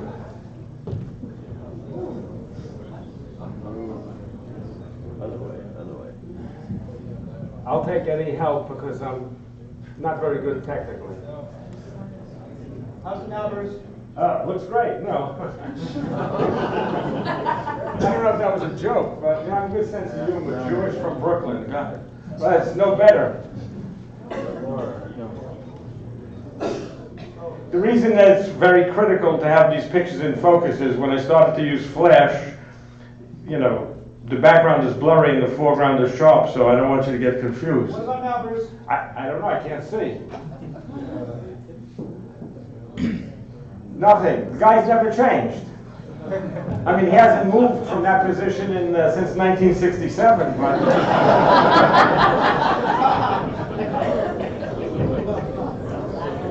I'm going to soon start questioning myself, because as you get older, your eyesight gets worse. Wow, that's perfect.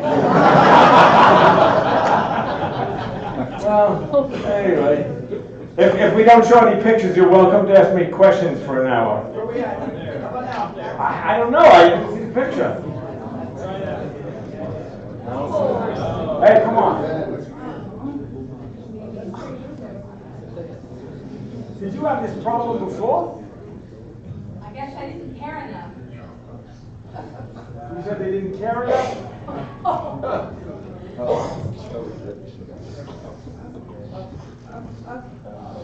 No. I have to warn you, I go to sleep by 10 o'clock, so...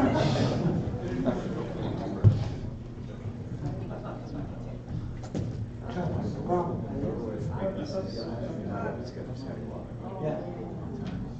Oh, so the circles match? Yeah, it's like a. Oh, it's like a range. I don't use the range. I use the rangefinder, but I don't use the focusing. I pre-focus, so.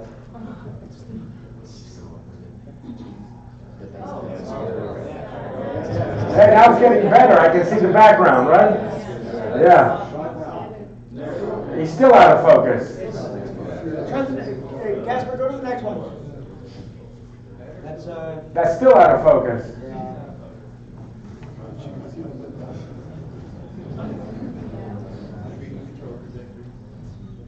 Maybe I'll be like William Klein, who paints red around his images, you know? We'll just make mine all blurry.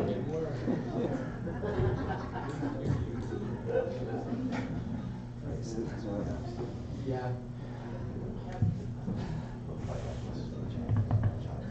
I think that I was looking from outside, it looked a lot sharper. Maybe it's my thumb drive.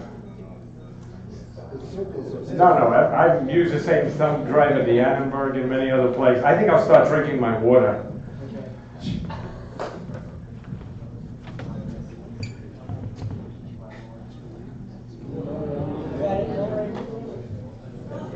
It's getting clearer. This is not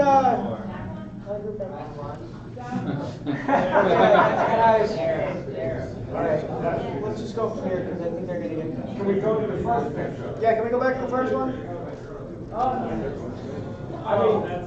I don't know about you, but I can't really lecture if they're not sharp. I'm sorry. You can throw things at me, whatever you want. I'm not going to do it.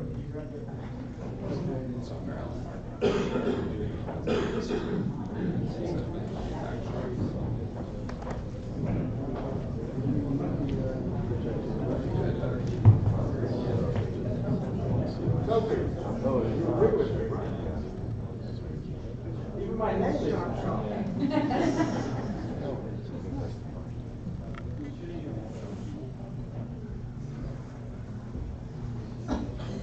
George, do you have any suggestions?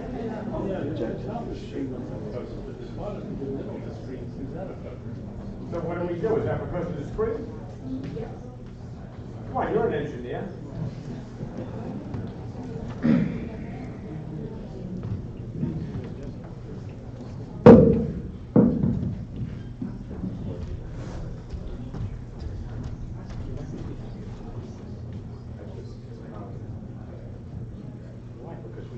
Election at the Annenberg, which is you.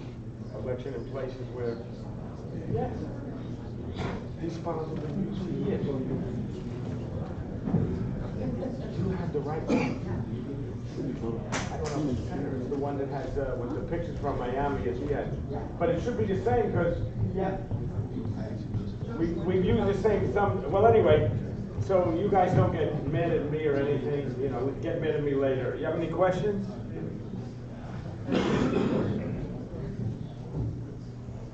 No one has any questions?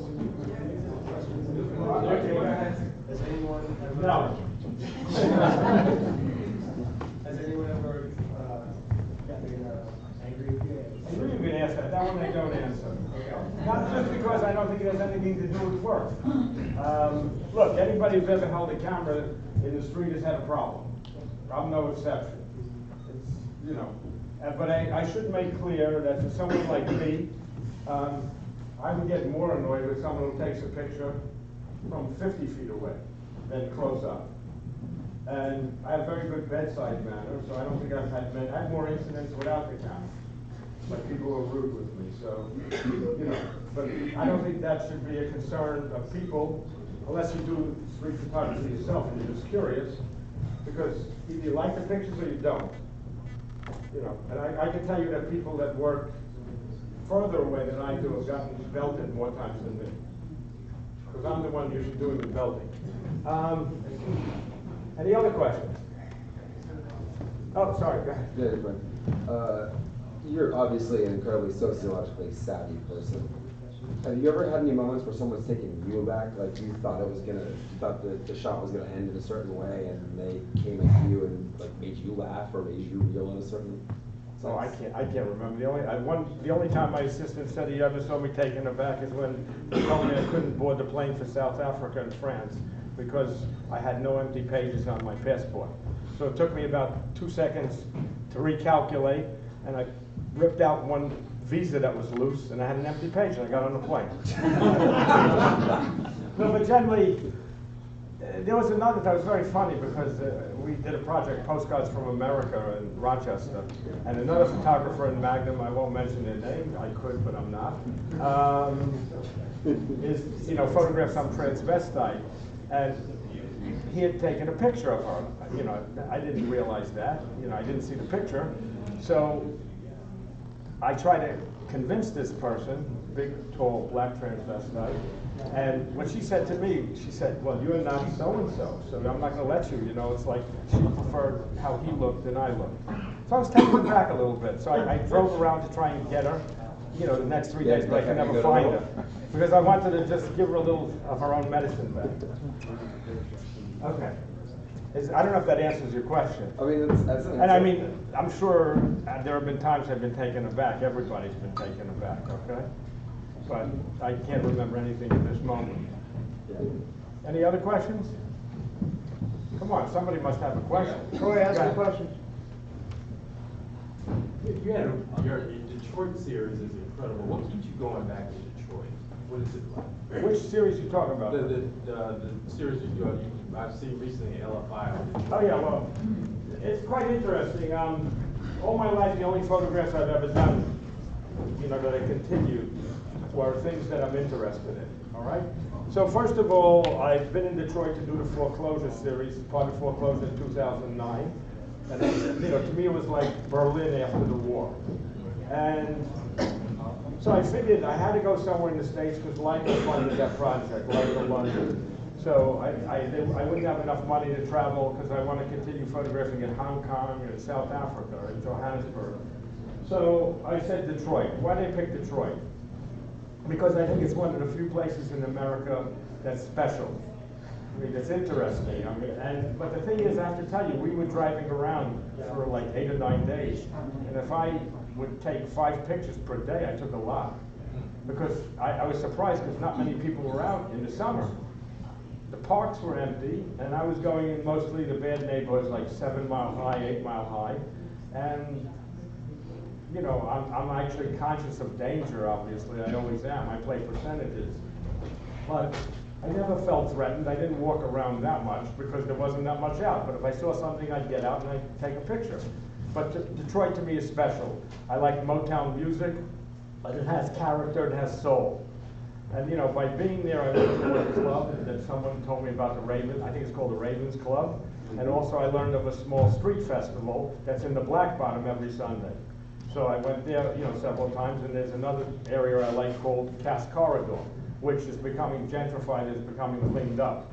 It's very funny because you see all the junkies and the homeless people there, where they hang, and then you see all these people now riding bicycles that don't have a clue.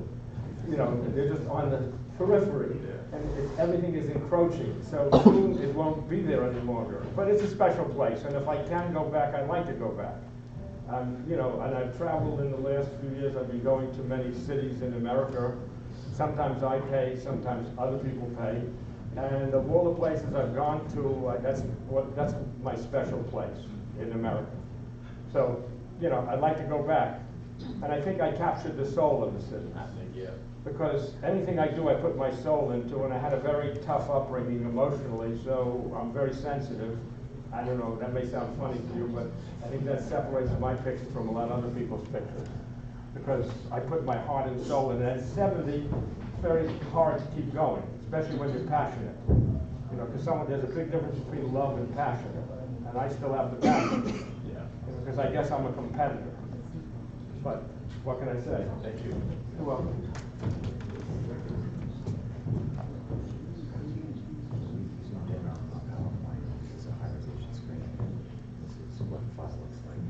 No, but every time, all the time, I had everything in focus.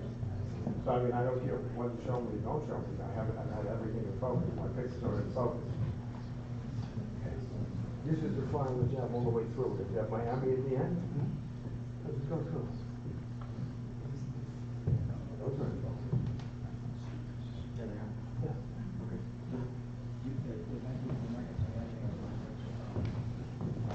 just the other. I need some. How do we correct it?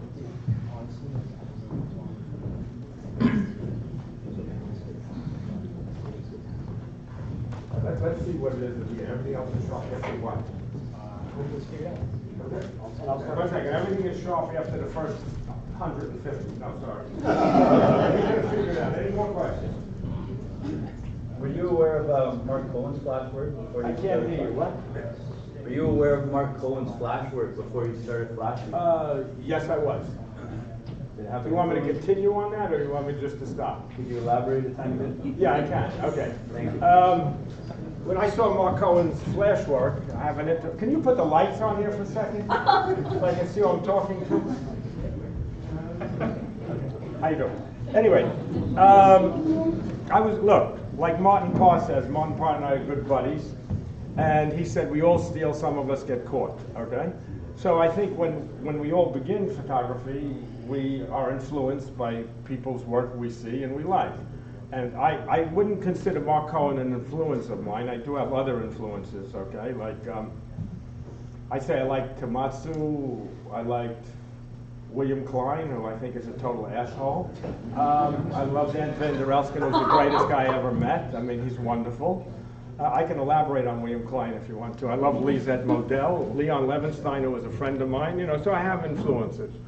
I did like Mark Cohen's pictures. I don't think they hold up. I mean, the book looks very good, but individually, I think, you know, time passed them by. But I was conscious, and I did like it. But I think the genesis of my flash photography would be film noir.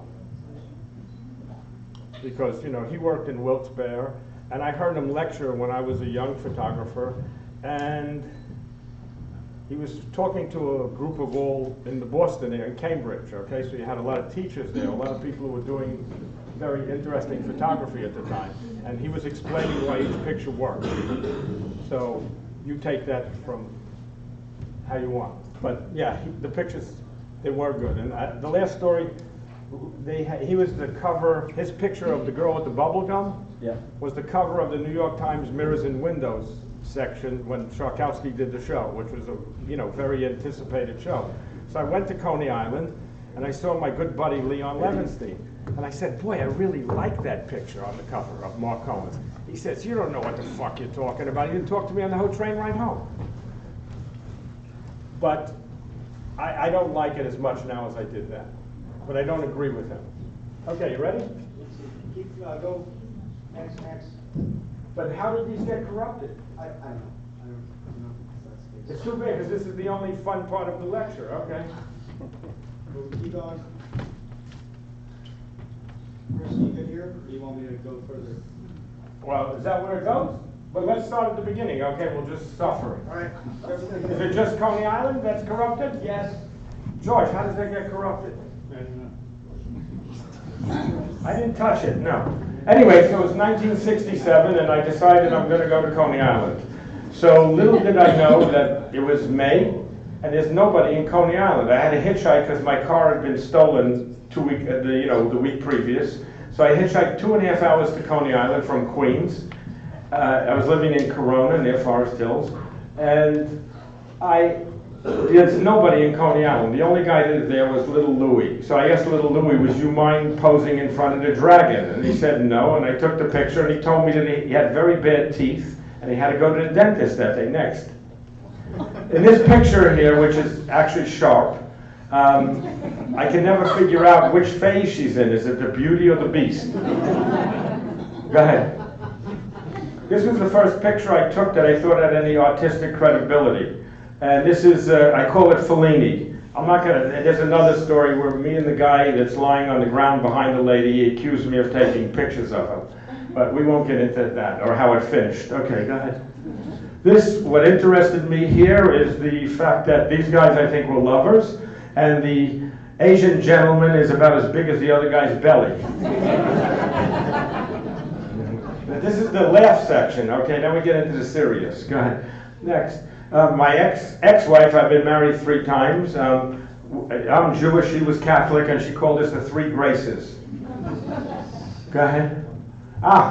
I don't find this picture very good, but it makes me laugh. It's very corny. This was also in May, and I sat down and I was speaking to her and a gentleman friend of hers. She's an alcoholic, and we were talking for about a half an hour, and then all of a sudden she told me she got burned on her breast last night, you know, because obviously she was very drunk, and she took out one breast to show me, and I said, why don't you take out the other one? It'll make a better picture. And she did. You might think, here's where pictures can lie. They lie quite often, and so do photographers. But the only gentleman who's partially sane here is the one with the coat, because it's in the middle of January and it's freezing cold in New York. And they're members, the other two guys are members of the Polar Bear Club. Okay, good. I was very disappointed with this picture because all I saw was a huge mouth. It was like a tunnel. And since I use a Leica rangefinder, I couldn't focus very close. That's another reason why I started to use flash. So, because I can then go down to 22 all the time and have no problem. You know, you get more closer focusing distance that's sharp. So anyway, but what helped the picture a lot is the Ferris wheel in the back is sort of like the shape of the guy's head. This gentleman, I was published in 35mm photography, which was an extension of popular photography, and they had gotten sued the year before by running a picture in the magazine called Women from a lady from Appalachia in a gas station. So they sent me out, if I wanted to have a portfolio, can I get releases? So I was young and energetic. I went out back in March and I found him. And I asked him, I'll give you a copy of the picture for $15. I guess he didn't think much of me as a photographer. He took the $15. And you notice his shoe? It looks like the shoes are a shoe of a clown in the circus because it's much larger. His apartment was filled with newspapers floor to ceiling. Go ahead. That was the invitation of my show. She told me a lot of funny stories. Go ahead. Bohack is or I don't know if it still is, but it was a food chain in New York area. And I always say that this gentleman will never leave the house without his groceries. Go ahead. This is how Coney Island used to be in the days of, you know, the Ouija and Lisette Modell photograph. You know, in the 70s and the 80s, it wasn't that crowded. This day was, you know, exceptional. And the interesting part of the story is the lady with the looking out with the kerchief on her head. I get a call from Japan one day, and Gene Krell, who was the editor of Korean Vogue and I think then Japanese Vogue, calls me and he tells me, he said, I was at a show and I went upstairs and I saw your book on Coney Island. I said, great, I thought he was going to hire me to do a fashion shoot, but he's telling me about my Coney Island book. So I said, where the hell is this going? I know he grew up in Brooklyn. He used to be married to Nico of the Velvet Underground. And I said to him, okay, Gene, great. He said, well, I went upstairs, I looked at your book, and I opened the book, and the first picture I saw was this picture. And he said, that's my mother. And he said she had dementia at this time. So when I left the book when he came to New York and I gave him, it's a great story and I'm sure it's true. Go ahead. And this is the only picture you'll see that was taken with a telephoto lens, 135mm, and to me I say they're going back to where they came from. Go ahead. Now in the 80s, I continued to photograph at Coney Island. You can see that my style has changed. I had more control. It wasn't as raw as it was before. That's the bra strap. Go ahead. I used to go to Coney Island and walk up and down the beach from Coney Island to Brighton, back to Coney Island and back to Brighton, and I was wearing army boots, an army jacket with rolled up sleeves. In other words, I was quite visible. So I saw this lady and she's wearing, that's not really a bathing suit, it's a bra and panties.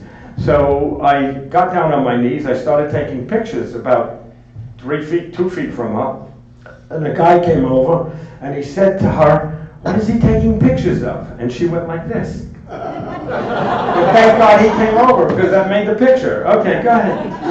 And I don't know what these people are eating, but if you can, I don't know how you can see, all these pictures are sharp, but their mouths are all going in one direction. And I call it my Coney Island family. Okay, now hopefully, next ones are sharp. Go ahead. Okay, my second wife, who I'd like to forget, said to me, Bruce, you know, you photograph New York City, you have to do something more than that. And I agreed with her, so I decided to go to Haiti in 1984. Why Haiti? Well, first of all, historically, photographers were welcomed. In other words, I saw pictures there. Some islands in the Caribbean, you know, it's quite dangerous to take pictures. So, also, it's 3.5 hours away by plane, direct flight. They have a Mardi Gras, the poorest country in the Western Hemisphere. It's unique. It's the only country that ever got their independence in 1804. It was after a slave revolt. And it's just a great place. As soon as I got off the plane, I turned to her and I said, where have I been my whole life? So since then, I've made 22 trips to Haiti, and I spent over a year of my life. Go ahead. Now, this one isn't sharp either. So when are we going to get the sharp? Anyone have an answer? It looks great, we're back here. Are you telling me I'm blind? I'm going to get disheartened. Okay, so anyway, that's called Chagall pigs, okay? Because it's like the pigs are flying in the air in the back. Okay, go ahead. This I call my reverse Ku Klux Klan picture because it looks like there's going to be a hanging going on. And the figure in the back, the looming figure, and the guy with the burlap bag on his head, and the guy with the look on his face here. Go ahead. That's the first day I was in Haiti. They're the shoeshine boys. Because I always believe when you go to a place, you should photograph as soon as you get there. That's the haircut. Go ahead. That's at an abattoir where they kill animals outside of Port-au-Prince. That's at the abattoir also. Haiti should be a dream, but it's a nightmare for most of the people. This is at a festival in Plaine du Nord in the north of Haiti. That's also at Plaine du Nord. That's the descendants of the original inhabitants are the Arawak Indians, and the boy with the hat on in the tap-tap, which take people to and fro Port-au-Prince every day so they can sell their wares in the buses, must be a descendant. And it's like 90 degrees, he's wearing his woolen hat, and he has a beautiful shaped face. Go ahead. Now, I don't think I can take a better picture in Haiti, you know, as a street photograph. This to me is the Caribbean, and every time I used to go to Haiti before the earthquake, I used to say thank you to that band of light on the building. But that building obviously got torn down after the earthquake. Go ahead. This is at the cemetery, and you can see the lights of the soccer stadium and, you know, people who are attending a funeral. Go ahead. The dogs are more frightened of us than we are of them. That's looking at the grave, I call it. That's the yell. What I like about that, that's in this, a lot of people there, certain groups, I think it's the Protestants, start, when they come to the cemetery, a lot of the women start going, sounding like cackling chickens, and they start screaming and yelling and they faint. They get up to such a pitch. So anyway, what I like about it, it's almost like the gentleman in the back is playing a musical instrument. He's very strong and he's holding us steady. Go ahead. I call that the prisoner. I stopped going to Haiti after 19 trips in 1995, and after the earthquake, I wanted to return badly. I had to have an operation, so I didn't go back, and I still didn't have the operation until 5 weeks after the earthquake. Because I felt I owed it to them. They gave me a lot, and I wanted to give back a little by showing the world what's there. Go back, please, to the first picture. Yeah, anyway. These are the structures that the people lived in 90-degree weather, and they lived in them for, at least a year after, because I went back 3 times, a year and a half. There's hardly any windows, no light, no air, and they decorated their houses, with all, they're very, very artistic, so they decorate their houses with all kind of photographs, drawings, paintings. And what's interesting, this camp wasn't recognized, but it was right across from the presidential palace. And what was great is, when I first went to Haiti, you couldn't walk anywhere near the presidential palace because the Duvalier's armed militia would wear these tropical shirts and they would chase you. And these guys now are all taking electricity from the palace, you know, to operate their computers, their television sets, etc. Go ahead. This is another structure. Go ahead. There's another one. What I like about this, it says, here's Alcide House. And it should be, here's Alcide's house. And I found out because I spoke to the gentleman, he's a teacher of English. Go ahead. This photograph, hold on. There's a lady that lives in the camp, and the camp, a lot of women get raped at night there because, you know, you have marauding gangs, and, you know, they can't protect themselves. And my wife said every time she looks at this that she thinks that she had gotten raped the night before, and it might be true. This is a candid picture. I just turned and took it of her. Go. Again, the dogs are more scared of us than I am of them. Go ahead. This is one picture that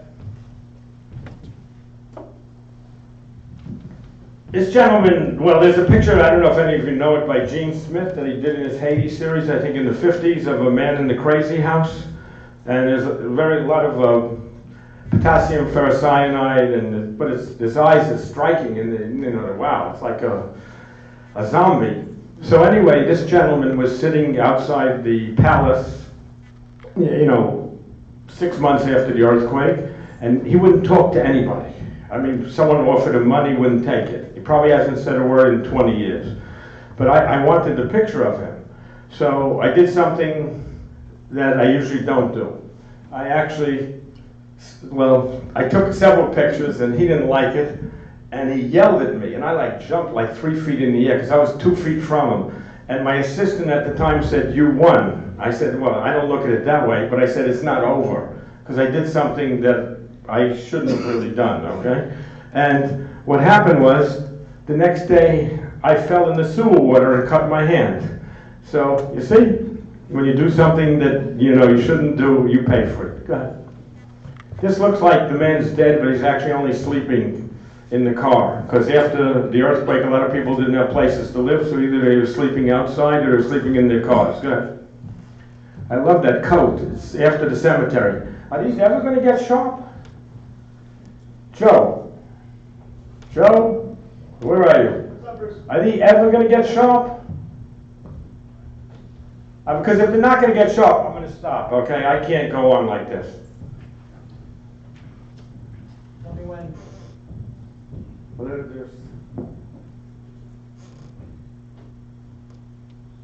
I mean, nothing's sharp. I can't lecture if they're not going to be sharp. I'm going to have to stop. Sorry.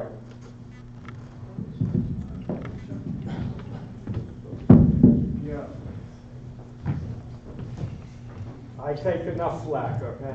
So, anyway, you want to put the light on? Question. Okay. Anybody have questions? Yes, I have a question.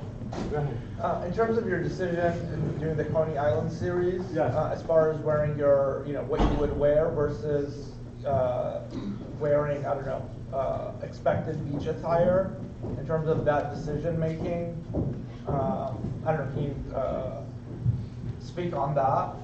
Why wear, you know? I don't think that's important. You know, has Doesn't make you stand out? Has nothing to do with the photographs I take. If I'm able to get what I got and wear that, that means, you know, you can wear trunks. I know people who wore trunks taking their pictures, okay? I go out with what I'm comfortable in. You know, I go to a lot of, I just came back from Miami. I've been photographing in Overtown, where it's a very tough area. My last series is on now hookers and heroin, okay? It's a very strong series. It has to do with my past, okay? It's really from my heart. It has to deal with my mother. It took me years to confront it. And I'm doing a very strong series of photographs there, okay? Which I wanted to show you very much, but I'm not going to show them if they're not sharp, okay? So anything I do, anywhere I go, I'm comfortable, you know. I can walk into any place, anywhere. I can go to see, I won't go President Trump, you know, whoever, but I can go there and wear just what I'm wearing now, and I'm comfortable, because that's who I am. You know, I'm okay. I don't go where I'm not comfortable. I walked on a street in Peru, in a barrio, there was no one out. I never took my cameras out of the bag. I left. Because I knew in 5 minutes someone's going to come down and I'm going to be relieved of my cameras. And maybe something else. You know, it's having a nose for it. You know, if you have a nose for it, you can get away with a lot. If you don't have a nose for it, stay away. Doesn't matter how you dress, you know? It's how you walk, how you look. Well, in terms of alerting the subjects, I don't know, I just feel like, especially on the beach, where the subjects, everyone would kind of, I don't know. Yeah, but the beach is an easy place to photograph. You know, people are there. They're sedentary, there's sky, you know, there's not a lot of buildings, there's not a lot of people passing in front of you. So it's completely different than photographing the streets of New York.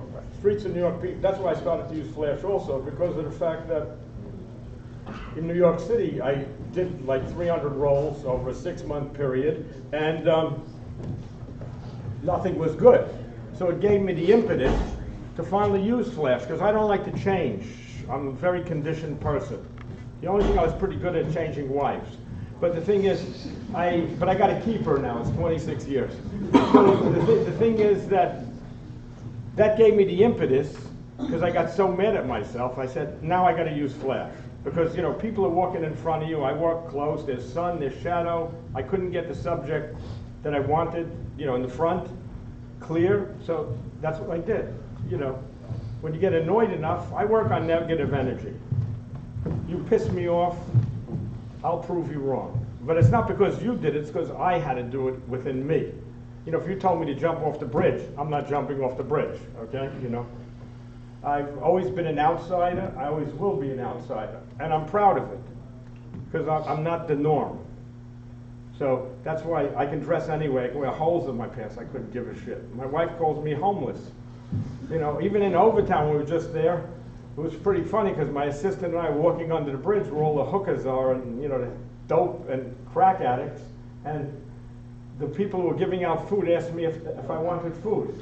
And I said, no, thank you. No, but I'm sure they didn't equate me with them, okay?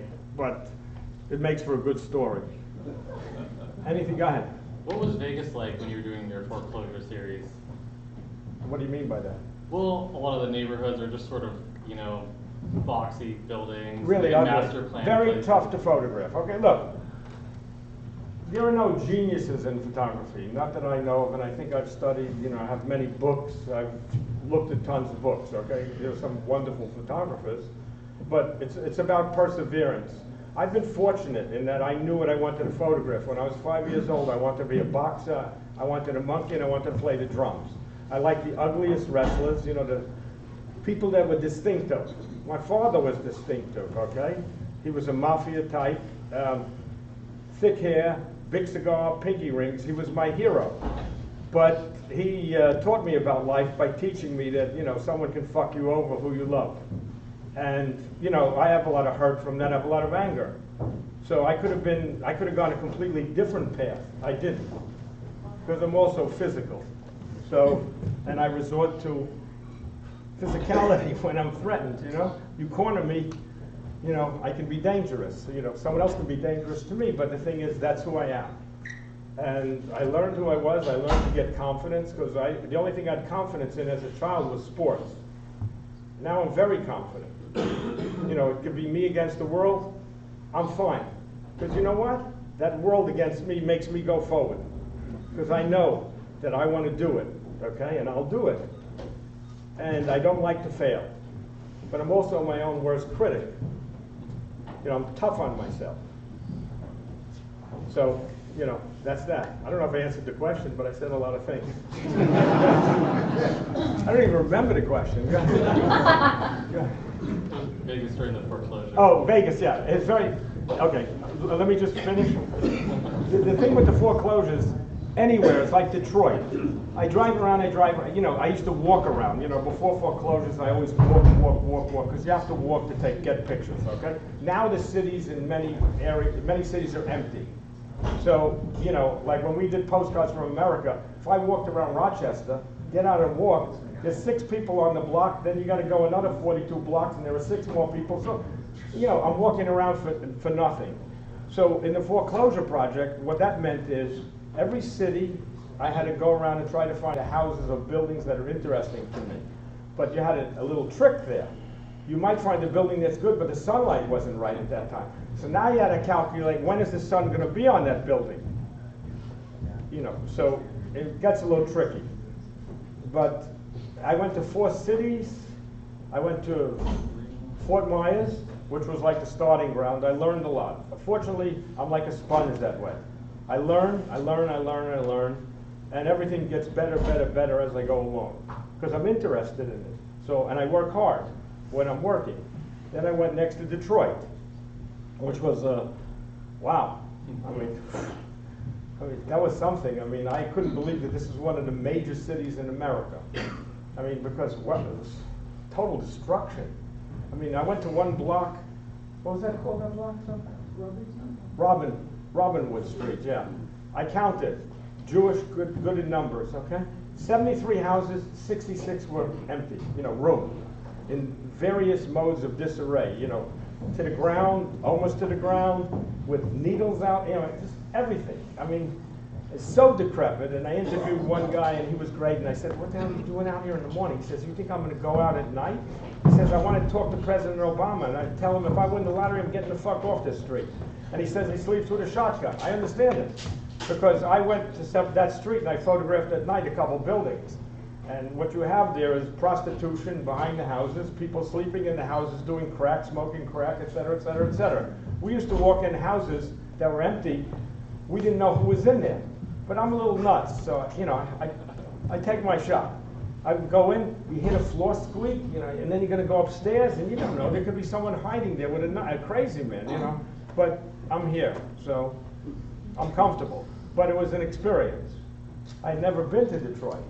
So, and the other thing I should say is that a lot of places that you go to, that, like when we were doing postcards from America, or I go somewhere, they chose the cities. I don't know if I like those cities, but one thing you should understand is that when you go to a place that you may not like, you may come up with better pictures than you go to a place that you do like. Because you work harder, because you have to find something, and you go under the surface, beneath the floor, and it turns out to be very good. I could say that some of the places I did better than other places, but, I got photographs. Go ahead. You mentioned last night that you're doing more portraits and Yes. street. Are you doing any street right now? Yes, I am. Not now, but I'm doing. I did for RATP, the French transportation system. They sent me to 5 cities. I had carte blanche. We had a little problem with 2 pictures in Paris because the people complained. So we had to take them, one off the subway, the metro walls, and another one we had to take out of the book. But I'm dying to go back to Hong Kong and to go back to South Africa. And I did Detroit, and if I go back to Detroit, I see her. I'll do that. But look, there are several things involved here. My street photography is very physical. I was fortunate, I was a good athlete, very good coordination, so even though I still lunge at people, I get a lot of leg injuries because I had 3 popped calves and 1 popped hamstring. Never on the street. One was from my cat's tail, because I didn't want to hurt him. So I pulled up and I heard a pop. Okay, it was great. But, so the thing is, for me, I've learned how to work around that.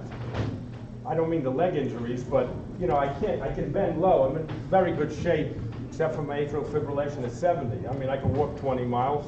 I can bend low. I can work, like my assistant said, I have more energy than him, and he's 30. So, but the thing is, I don't have the same movements.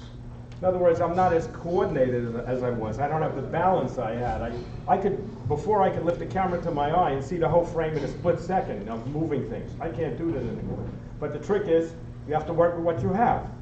And I think I did a better job with RATP than I would have done at 40.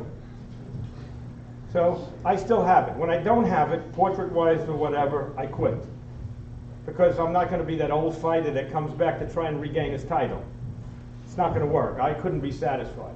And like my uncle said, I'm full of this, people get book learning, I got street learning. My uncle said, you can con the world, but you can't con yourself. And another one is, people talk about me, I don't talk about them. Okay, next. Oh, sorry, you wanted to ask me something. Yeah, in terms of the street portraits, yes. How is that negotiated? Whether you're driving around and you see interesting characters? No, a lot of them I did. Well, look, I had a commission in the Midlands, so I did a whole project there, okay, where I was able to get into factories and also on the street. Those are just people that I met on the street. I went over to them, I was interested. So, you know, if they're interesting, look, there are 3 portraits I take. One is, you know, through my eyes. One is to get started, if someone's possibly interesting. Then there's another that I have a very good idea that it's going to be a good picture. So I take, you know, I ask them too. It's up to them if they say yes or no. If they say no, I try to convince them. Once in a while, I convince people. Other times, no is no, okay, you know. And the others are the killers. Well, I know if I get the picture in focus, I got it. But, you know, this all is pre-visualization. A lot of people don't have that talent. And you tell them what, in terms of I'm the director. In terms of the commission, and this is what it's for. What do you mean the commission? I'm sorry? What do you mean by the commission? Well, like, you know, I'm sure you stop, you know, I find you interesting and, you know, how we're... Yeah, I use my spiel. Okay. I'm a good talker. Okay, I guess that's... You know, and each person, you know, you have to talk to differently. Okay. Because, you know, I make mistakes. Everybody makes mistakes, but I'm pretty good at that. Okay, hold on, what do you want? I want to know who influenced you, or when did you know when a photo is a good photo? You know, I know when a photo is a good photo. How did you learn that? You don't learn it, it's instinct. Mm-hmm. I can look at my contact. Well, in the beginning, I never made contact sheets because I hated, I'm not a good printer. I didn't like to develop film. I was bad at it, both of those things. So I would just look at the negative. An interesting story was that when I had a little bit more money, I had 200 rolls printed of Coney Island and only one picture that I found that I put in my book. You know, so, and it was a filler picture. Can you give us your opinion of the... Yeah, that's much better. Now that I'm all talked out, okay.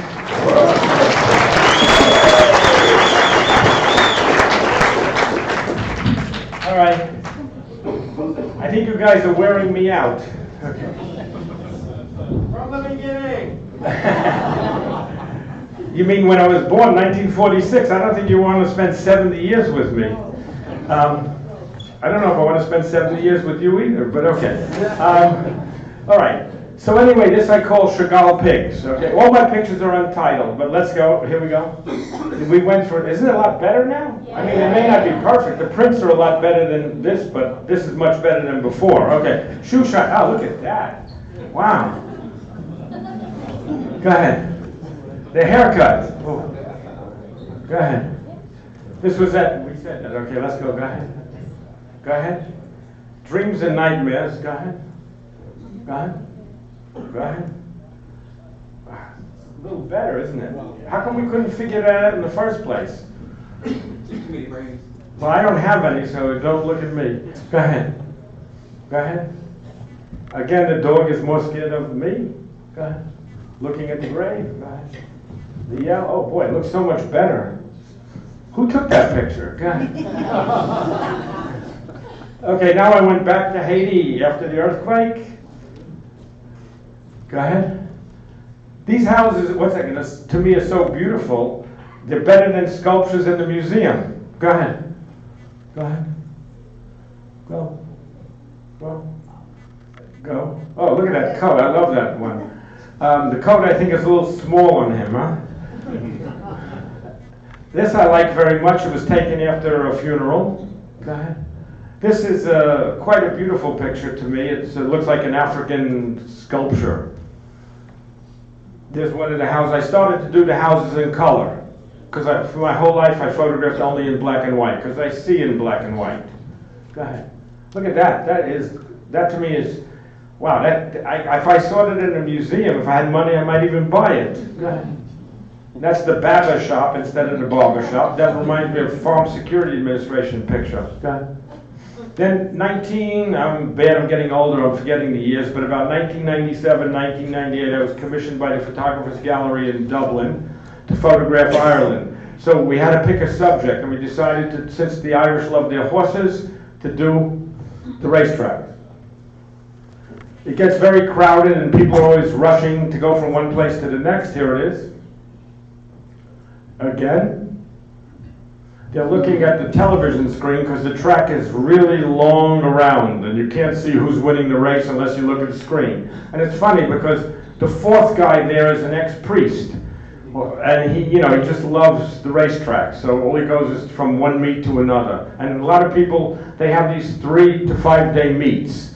And this one I think was at Galway. I don't remember where it was. And people attend and it's a total social event. And since it's not like the English, all the classes mix. Go ahead. And a lot of farmers go to, I'm still trying to figure out who Sergio Rossi is. But this guy was a very tall gentleman, and his sleeve is a little short. Go ahead.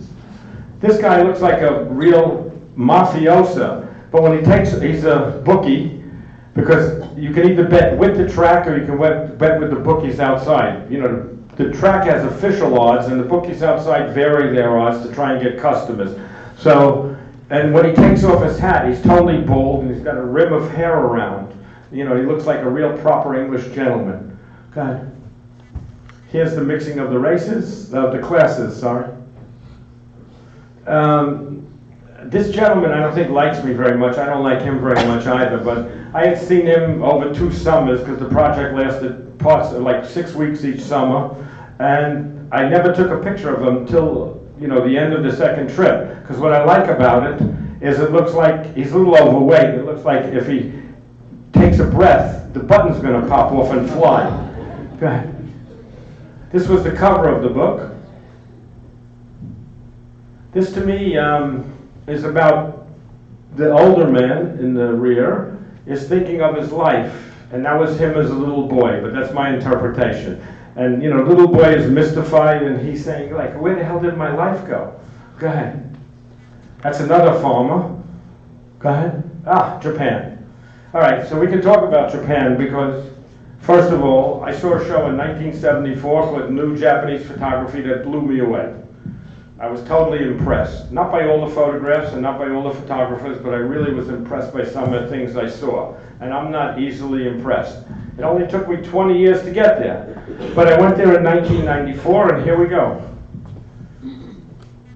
That's on the, I think, Yamamoto line. Is that it, Sophie? She's not listening. She's good. What? Is that the one above ground? This was taken on that line. Go ahead. Here we go again. Okay. This lady showed me her breast, and I got a little frightened. Let me explain that. Okay, I got a little frightened because there were a lot of Yakuza, the Japanese gangsters, behind me. And I hoped that they didn't think I was asking her to do that. And she asked me for 1,000 yen, which is like $10, and I was going to give her that just to leave me alone. It's not a good picture, but Japanese women don't do this in public. Go ahead. This is in an area called Sanya, where they have tons of psychopaths and sociopaths. And this picture was taken when I brought this lady. We were leaving, my wife and I and daughter were there for like 4 months. And my wife said, why don't you take this bottle of liquor, I didn't finish it, to Sanya and give it to somebody. So I gave it to her. She wound up throwing the bottle at me and almost breaking my head. Right. That's a transvestite in Shinjuku. She was just standing on the corner in the middle of the day, and I took her portrait. I love that lipstick. Look at the size of those hands. Good. This is the Yakuza. And what happened just before this picture was something. I was taking pictures, and all of a sudden I'm up to image 40. Yeah, I didn't wind the film through the camera. So you can imagine when you're on a trip and you took 40 pictures and you didn't get any. So I had to really say, Bruce, calm down, calm down, calm down, calm down. You don't make a bad situation worse. And I got this picture. Okay. These are the, what are they called again? Bozozoko, the motorcycle kids. And I had a job to do from the French magazine. And I was very worried that they would be very imitative. But even at 16, 17 years old, you know that the guy in the front is like a pretty boy. The second guy is going to be the boss. The other guy, the third gentleman, boy, is going to be the alcoholic muscle. And I don't remember what the fourth guy is. They were totally formed. So I wanted to do a lifetime project on them to go back till either I die or, you know, they're finished with me. So what happened, I went back, this was outside Osaka. So I went back to Japan. I'm in Osaka, and the girl who was helping me, a Japanese woman, told me that she just called, and they said they can't do it because they have to appear on television. So, and then she said to me, well, I told him, she told this guy who's the Yakuza that I'm going to go over your head. I said, you made a very grievous mistake, and of course that was the end of the possible essay. This picture, I had to get up and go down because I saw the guy on the floor and I wanted him to be in the same picture with people who were walking past him. So I figured if I stand up, everyone's going to walk around me if I'm on the ground. So every time the light changed, I stood up, went down. It took 20 minutes, I was exhausted, but I was able to get this picture. It's a little more journalistic, but it's okay. Go ahead. Ah, the famous toenail. In Osaka, they have a place which is, it's really, really tough place. There's an area called Kamakaseki. And that's filled with Yakuza, total nuts. I mean, really, I had to put my camera away because people were chasing me with box cutters, you know. And in this thing, I sensed something. This guy was in the sleeping bag, if you want to call it a sleeping bag. And the next thing I know, he takes his foot out and he had this toenail. So I took the picture, put the camera in the bag, and walked away. Go ahead. Go ahead. Asakusa? I call that Francis Bacon, because it looks like one of his paintings. Go ahead. I don't think he's a racketeer. I think he's just a businessman, but it almost looks like he's reaching for a gun. Go ahead. Ah, this looks like, thank God for black and white, because it looks like the morgue, but actually he's just having his hair dyed. Ah, famous Japanese Yakuza Abe George. So when you walk around with him, everybody wants his autograph. Go ahead. This is a low-level Yakuza in Sanya. I had to buy him a bottle of beer. I figured out I wanted to photograph him. How do I do it? So I bought him a bottle of beer. And I was all right photographing for 15 minutes until the mama-san said, that's it. And you better listen to her, because otherwise you're going to have a serious problem. Go ahead. That's one of my favorite pictures. That's two Yakuza in a coffee shop. Go ahead. This was the day my wife and daughter came, I remember, because I got on the ground to take this guy's picture. He was laying there for about an hour because I had come and gone, and I ripped my pants completely. Go ahead. That's the guy who introduced us to the Bozo Zoko, and I always think that it's actually like a volcano because the smoke is coming out. And I never saw him without the kerchief, so maybe he does have a hole in the head that spouts smoke. I don't know. Go ahead. That's the last picture in Japan. Go ahead. Can I get some more water, please? These are the early New York City pictures. I'll just show you. Is that mine? Yes.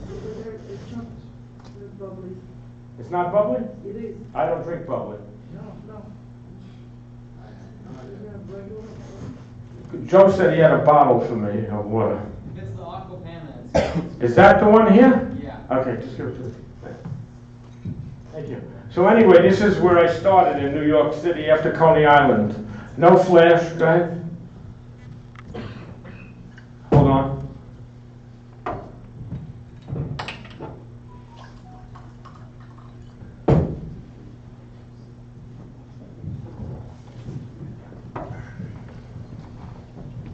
So I started, this is BF, before flash. Go ahead. Go ahead. Go ahead.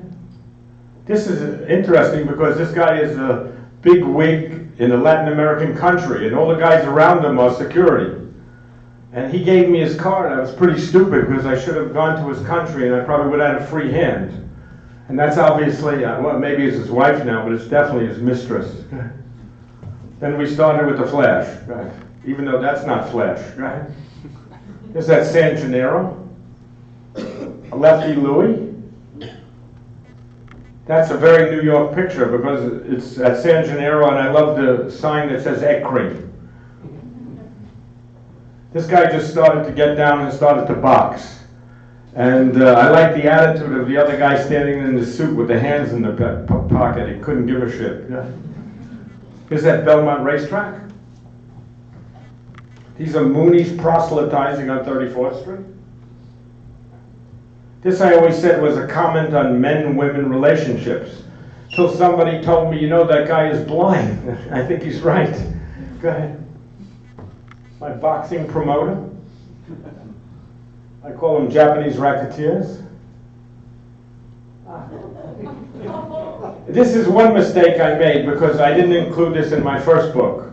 And it's my favorite picture of New York. I call it fake mustache. It's like almost, if you took his, you know, if you went like this, you'd probably take his face off and it might just be a robot under there. I mean, I don't know, there's nothing real in this picture. The giant. Go ahead. This was taken, I missed 9/11, unfortunately. I was in England printing the Coney Island book, and I was really annoyed being a New York City street photographer to not be there at this time. And I came back a week later, and Newsweek hired me to do a story. So this is the first day Wall Street opened. Go ahead. Mrs. America. Mother and daughter relationships. It looks like the daughter wants to put the mother over a cliff. Rich man looking. I knew when I met my wife Sophie that she was my girl, even though I knew it instantly. Hope she feels the same about me, but the thing is, I asked her, what picture do you want? And she said she wanted this one, and I had a huge, like 40 by 60 print made for her. I think it's still in France, right, Sophie? We haven't seen the print in years. Go ahead. To me, he's a blues or jazz musician going home, but these are all untitled. Go ahead. San Gennaro.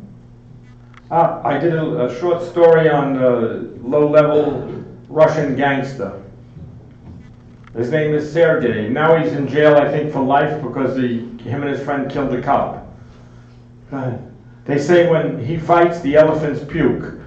He's a very tough man, I can tell you. He would drink at least a bottle of vodka every day, but he was great with us. Go ahead. Go ahead. That's his friend.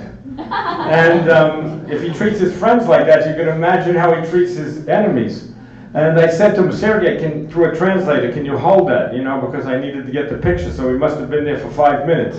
The poor guy was dying underneath. And, oh, Sergei's great, though. That's his wife. See, you live together long enough, you start to look alike. And that's what it is to live 60 kilometers outside Yekaterinburg. Wow, it must be really difficult. This is the beginning of the foreclosures project. I'm going to get through this, so I'm not going to discuss anything. We started in Fort Myers. Go ahead. Go ahead. Go ahead. Oh, he has nothing to do with foreclosures, Norman, but I liked him, so I put him in. Go ahead. Then we went to Detroit. Go ahead. The twins. Go ahead. Fresno. Well, 1 second. Go back. It's interesting because in Fresno they build all these developments, tons of developments. I don't know if anyone's ever been in Fresno, but it's a hell of a place. I mean, it's horrible. I think more things happen to me there in 2 weeks than I have in 10 years in New York, and most of them aren't even photography related. Really good stories, but that's for another time. But the thing is, they have all these developments that the houses are all built and no one's living in them, and they still build new houses. So I don't know where they get the money, but you know, I'm the banks and Wall Street. I'll tell you, they're ripping us off really badly. I mean, it's disgusting. You don't have to be a drug dealer. You know, just do this. Go ahead. Go ahead. They have a lot of mosquitoes in the pools, and they're afraid of West Nile disease. So I went to where the guy who controls the mosquitoes, you know, he sprays all these areas. So I had him give me a list, which he's not supposed to, of rich people's houses that are empty, that have water in the bottom a little bit. So I had to sneak in here. And I really got out of there quickly because I would have hated if the police found me there. That was the scariest moment for me in Fresno. Go ahead. This is another good story, but another time. Go ahead. Go ahead. Go. Go. Okay, this is the first postcards from America, of America, right? Yeah, that Magnum did, and there were 10 of us in a house in Rochester. Everybody would stay downstairs at night except me. I went up to my room because I really had nothing to say to the people because, you know, they're going to pump you for information, and most of them aren't willing to give you information. So, except for someone like Martin or Chen Chi, who are my good friends. Go ahead. That's, oh, you're going faster than me now. That's 16th birthday, right? That's right. Okay. That's blood. He had gotten killed. This is my kind of photograph. I jumped out of the car because I saw them down the street and I took a few pictures, talked to them. Yeah. That's what the neighborhoods look like when we talk about doing street photography in Rochester. There's nobody on the street. Okay. This is a good story, so we'll stop. We saw this lady, it was in March, it was pretty cold, very cold actually, windy. And she was this old lady, she's 90, I was told. She's wearing gold shoes, gold hat. So we had to park the car. I ran out of the car, took 20 minutes. I caught her at the bus stop. I saw her. And I took out my camera, and as soon as I took out my camera, she would, and I went to photograph her, she would go, cheese! I was hysterical. I loved it, and she's so sweet. And she was with her nephew, who was taking her everywhere. Beautiful moment. Go ahead. Another story. Driving around, I see this guy getting a haircut in his lawn with his wife and other people there, and they're all drunk. It's near the end of the day, I'm a little tired. I get out and the wife says to me, "What the fuck you doing here?" So, you know, I answered her quite politely, because I want to take the picture. And her husband here says, "Let the man speak." So I told him I really love, you know, you getting your haircut and the thing you're wearing, so you don't get hair on your shirt. And he said, "Okay, take the picture." And here we go. Go ahead. That's Ken. Ken was blind. He asked me the most beautiful questions, so simple, so precise, I don't remember them. This was taken in the guitar store. Go ahead. That's Rambo. That was taken as I was getting thrown out of the diner. Because I think the lady who gave me permission to photograph in the diner got upset because I never took her picture. So I said one more, I took this, and that was it. He's a studio drummer. Go ahead. That's Marianne, alcoholic, very sad case. My mother was an alcoholic, so my mother also committed suicide, so I'm a little empathetic, and that's my favorite picture of Rochester. Go ahead. London, I had a commission from the, what was it, Sophie? The name of the place? Archive of Modern Conflict. Sophie's very quiet tonight. Sophie? Oh, take off your clothes. I mean your coat. Archive of Modern Conflict. Okay, I did a book on London for them, Middlesex. Go ahead. This was in Kensington. Looks like Taras Bulba. Go ahead. Go ahead. Go ahead. East End. Junkie in the East End. I love his eyebrows. Go ahead. That's a killer. I knew once she said yes that I had a good picture. That's in Essex. Go ahead. I'll tell you a story about this. I said to the guy helping me, who we're friends, he works at the Archive of Modern Conflict. I said, "Can you ask him, can we take a picture?" He said, "I can't ask him." I said, "Why not?" He said, "Look at his face." I said, "Wait a second." I said, "The only reason I ask you is because, you know, you're English and you have a good rapport." I said, "The guy has 3 daughters, he's totally well adjusted. The guy was more than happy to let me take his picture." So you see, we always bring our baggage, you know, to someone who we think is different, okay? You'd be surprised, you know, how people feel about themselves. He was totally well adjusted about it. You know, it's unfortunate, but what can he do? Go ahead. He's great. Go ahead. She was the sweetest woman. Go ahead. Florida. This was the start of my face series. It all started with one. It's the only picture that was taken without a flash. I used a Leica S with a 70mm lens. It's sharp as can be. We have like 6 foot by 9 foot prints that are unbelievable in quality. Go ahead. Go ahead. That's, whoa, 1 second. Go back. 1. Go ahead.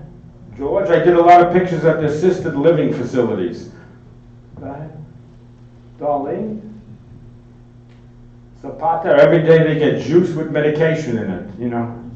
Go ahead. Go ahead. Leonilda, she's the best. Every morning I would buy a chocolate or Sprite, so eventually I would tell, listen, you have a choice, you can have one or the other. And she loves music, so my dream was to take her to a concert, but the place that she stayed in closed, so I can't find her. She weighs about 400 pounds. Well, no, I'm lying, probably 300. Go ahead. This is a very interesting story, I won't tell you. There's Leonilda. Well, go back, I like that picture. Look at those forms, it's totally unbelievable. Go ahead. This lady I found her in downtown Miami. She was telling me about nuclear stuff. I mean, out there. Go ahead. This picture reminds me of my mother, so it has a special place in my heart. And it's actually like my mother was watching over me because the lady was constantly moving. I mean, she was up and back, and I don't know how I got it sharp, because anyone who's ever worked with a Leica S will tell you that you can have the eyelash sharp and not the eye. It's very precise. Go ahead.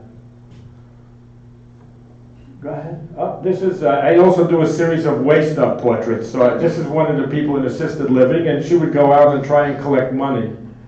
I guess by any means possible. I didn't put the dollar bill in her hand. That was there. Go ahead. Then I did a series in the Black Country where I was able, for multi-story, to get into factories and also do things on the street. So the three different parts of this series are headlines from the newspaper, still lives and people. Go ahead. See, that's in the factory, England. Elton John's friend bought this picture. He's an ex-professional soccer player, and he played in England. So he bought a 40 by 60 print of this. Go ahead. This is in the Barbican show. That's a tough guy from Newcastle. But these are all in West Bromwich, most of them. Mandy. Woman. These are all the headlines. They're so violent, they're great. Woman stabbed to death in Newton. Go ahead. They like to eat their sandwiches on white bread. Go ahead.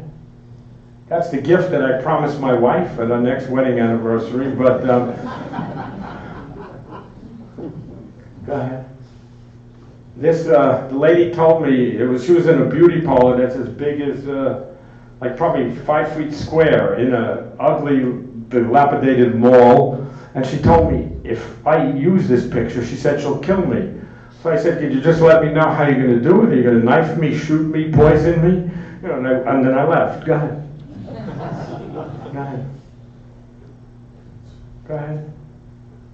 Go ahead.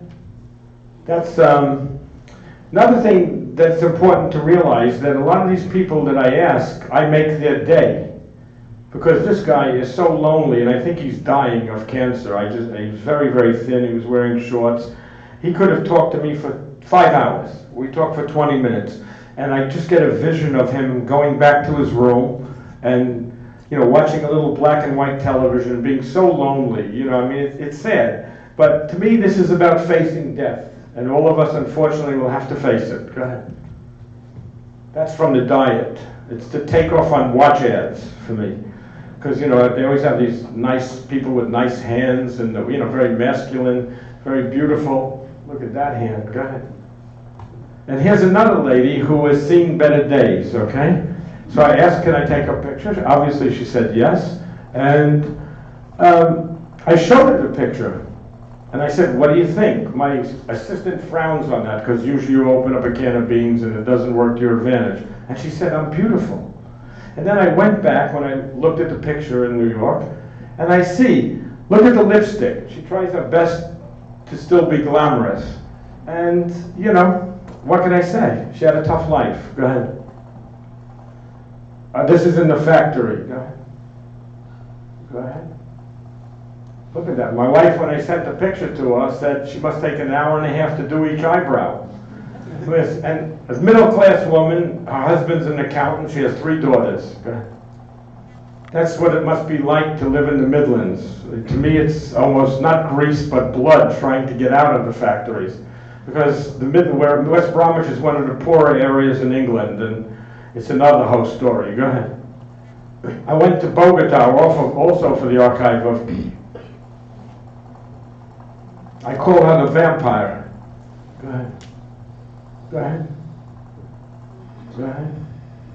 Go ahead. I also started a series there of people in front of colored walls. In the barrios, they're the most beautiful colors. And this is one of my favorite pictures, and it's Simon, and he's a mortician. And I asked him, can I go to the morgue with you? He said I couldn't.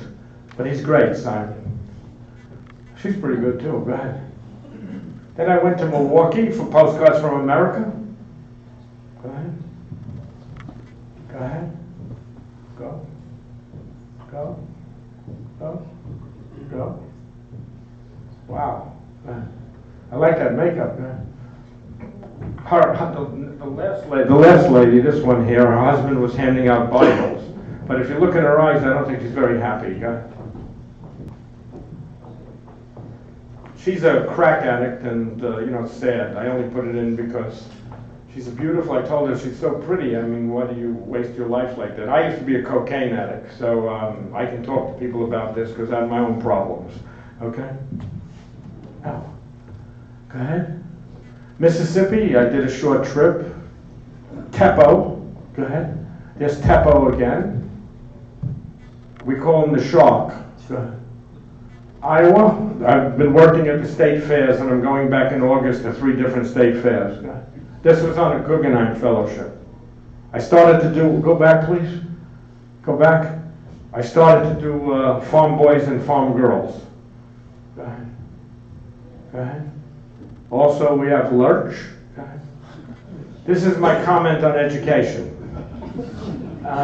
He's autistic. The father was great because the father had to hold him steady.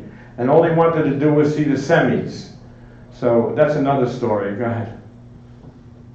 Go ahead. That's Terry. His sister's a lawyer. She said, Terry, don't let him photograph you, but Terry, you couldn't stop him. So, and he's kind, Terry. Go ahead. Also at the state fair, not this. This is a neighborhood called the Bottoms. Go ahead. Another addict. Go ahead. Go ahead. That's Bonnie and her kitten. Also on the Guggenheim State Fair, another farm boy. Farm girl. That's, I think, Brittany May. Go ahead. Then I started to get very tired, and we started to do pictures of food. So we got on the floor with a piece of white paper, and it looks like we're in a studio, but actually this day there were 272,000 people, a record, when we were doing the food. They were passing us by. Look at these things that they eat. Very healthy. One thing about being the photographer and having an assistant, he was the one who had to bite into the pizza, and also the turkey leg. Go ahead. Another farm boy. Los Angeles. Go ahead. That was for Leica, a Leica S magazine. Go ahead. Go ahead. Las Vegas, also Leica S. They're still around in Las Vegas, these guys. I also started a series at Women in the Casinos. That's a transvestite. Actually, it's quite interesting because we got to Las Vegas and we saw this person in the deli when we arrived. And we got back in the car and I said, why don't we ask that person if we can photograph her? So Jonathan went one way, I went the other way, we couldn't find her. Then we turned around, she was there, so we made a date to photograph her on Saturday. And I asked her name is Amber. I said, what do you do? She said, I'm an escort. She's a dealer in the casino. This is a project for our ATP. We're almost done. We're getting there. Where I went to 5 cities to photograph. New York. Paris. They wouldn't publish this picture because I guess she's an Arab, okay? So, I mean, I don't agree with the logic, all right? And also, don't forget, in France, they have the rights of man, so I think they shouldn't publish, they shouldn't show anyone's pictures. Cartier-Bresson, Winograd, they didn't get releases from their people, so why should anyone else? This, of course, they wouldn't publish either. But I mean, this one, the guy complained, so they took it off the metro walls. Go ahead. South Africa, Johannesburg. Go ahead. I had two bodyguards. The one on the left is one of them. Go ahead. And the one in the rear is the other one, and his name is Innocence.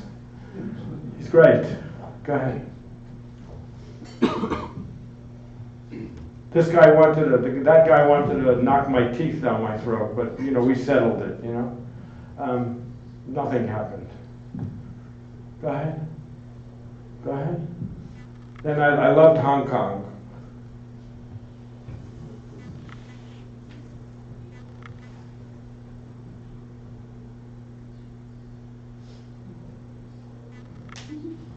Go ahead. That's the thing you were talking about in Detroit. Go ahead.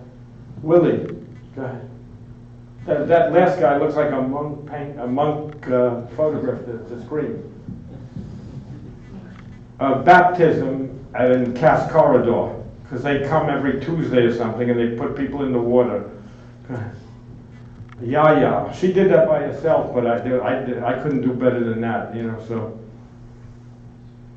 I had to get out of my car and ask him, could he go back and stand in the middle of the road and so I can get a picture of him. But what I love is the fish and chips and the liquor store. That was a lucky accident, but okay.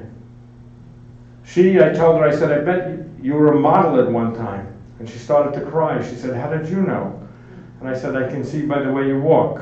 And sweet girl, but no, she has AIDS, okay, yeah, supposedly. That's what it's like when you live a whole life and you work hard, okay? Even though the guy was a little bit off, but it's a metaphor for me. Oh, Miami, we're near the end. Okay, now this is part of my Hookers and Heroines series. That's Kat. So I took two pictures many times, the detail and the face. That's Trish, who's a great story. That's Trish again. Here's Trish. I just took that about 2 weeks ago. I also just took this 2 weeks ago, Trish. She looks like my aunt. But she's a total junkie now, and a prostitute. This girl's dead. Dallas, Texas. Look at that. God. This was taken 2 weeks ago at the assisted living. That was taken about 6 months ago at the assisted living. This was taken 2 weeks ago, assisted living. That was taken a few months ago, assisted living. This was taken on the street. Go ahead.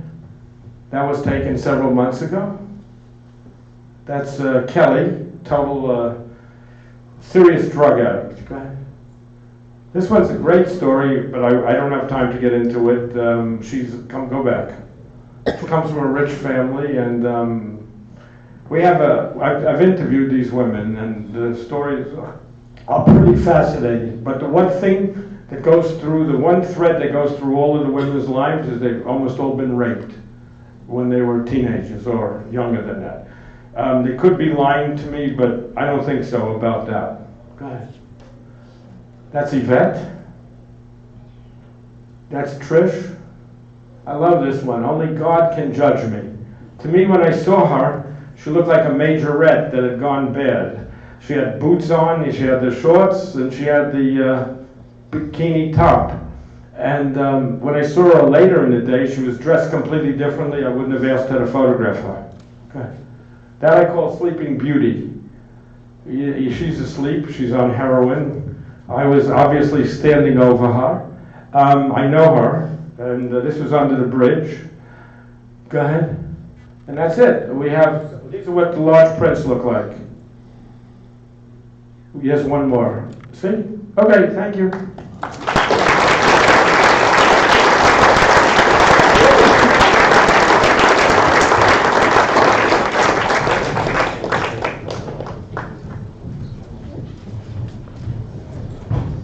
Thank you, Bruce. Sorry about the pickup. That was lengthy. So we do have some signed Matt Stewart books available. He actually opened them up and signed them if anybody wants those. I believe they're cash only, but I'll trade it over to cash if you want to use Square.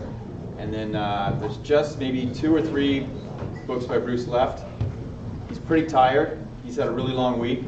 I'm not sure if he's going to want to sign any right now, but if I'll you... sign them, but then I want to go home. Okay. So Hey, let's Tom, make it and quick. Danny. No, I don't How you need a doing? chat. Make it quick. Yeah, so, where did we go? So, we're going to do the Street Photography Awards announcement in like 5 minutes. We're going to bring it on right away.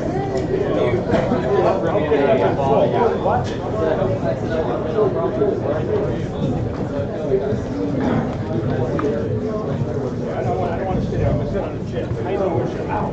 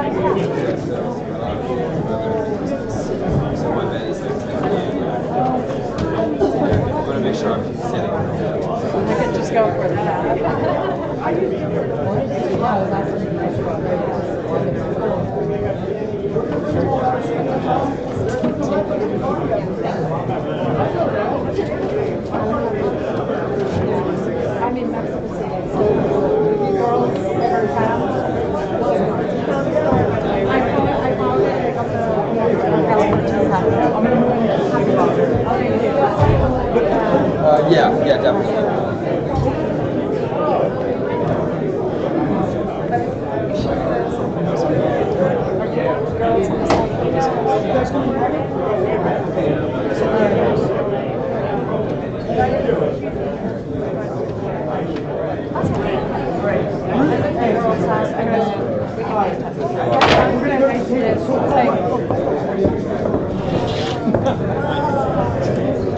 Joe, thanks for everything you've been doing.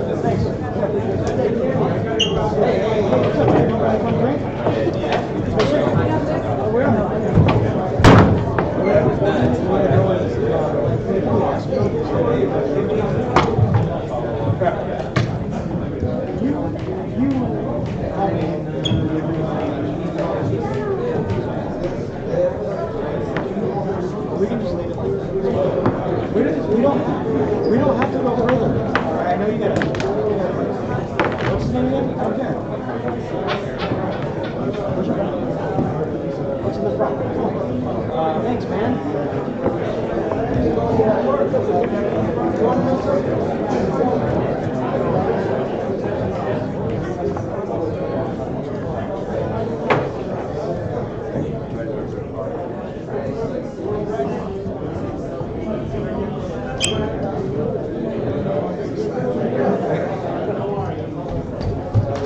Where's that back?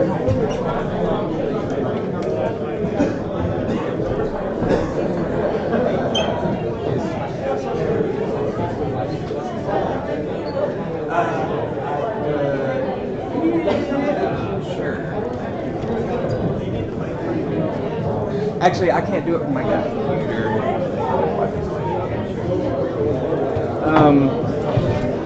You want to get out of here? Oh, no, I didn't know it was good. Yeah.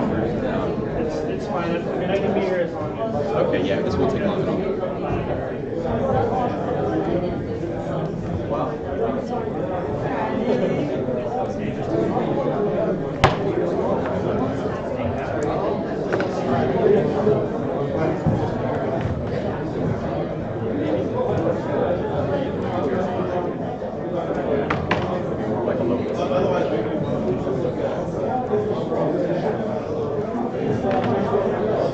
I'd love to, yeah, I'd love to have a party. Well, sure.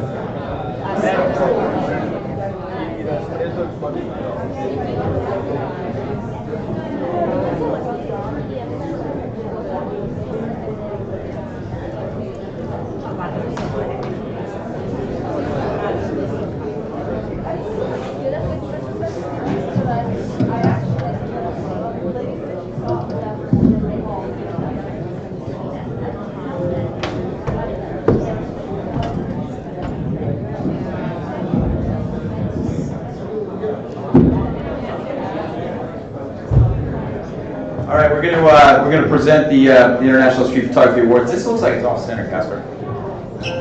Yes. Okay.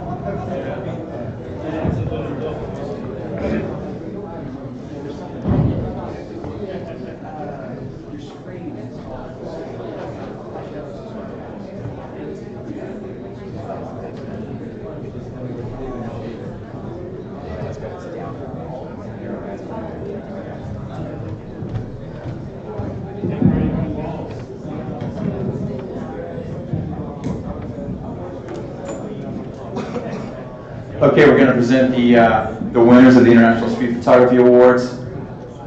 This is a contest we've done for the second year in a row. This year we had submissions from photographers in 66 different countries. We had a lot more than last year. The stakes were a lot higher. We're giving away some great prizes, not just cash, but the first prize winner of each contest is going to get a DxO1 camera. We're going to be mailing those out. And also some signed photo books as well. So let's go forward to the Streets of San Francisco contest. This was open to photographers from anywhere, but the photos had to be taken within the 7x7. And the third prize is Roy DeBuncio. I don't know if he's here. I haven't seen him this weekend. Yeah, let's see the shot. Yeah. And second place in this contest, one more. Eduardo, still there? All right. Look at this one. It's an old shot. And one more. First place, Kevin Weinstein. He's from Los Angeles. He didn't make it out.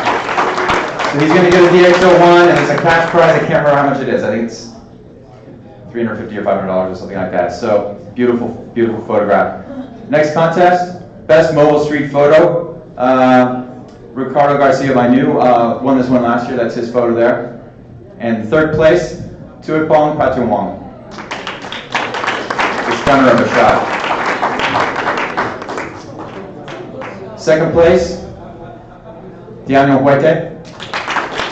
Beautiful photo. Take one with a phone. And first place in the Mobile Street Photography Contest goes to Farouk Islam from Bangladesh, I believe. Love that shot. Okay, now we go into the Best Street Series. That's some shots from Chris Suspect's series last year. This is a series of between 4 and 9 photos that share a common theme or narrative or visual aesthetic, something that looks good together.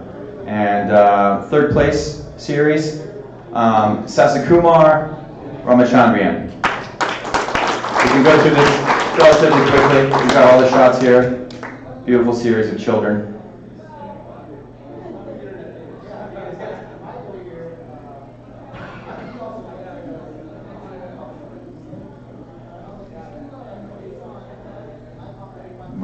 just land on the second place, which is Argus Paul Estabrook from South Korea.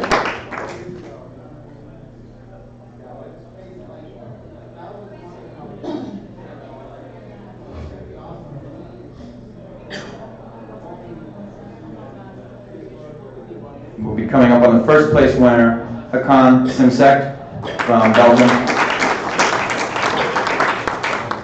Beautiful.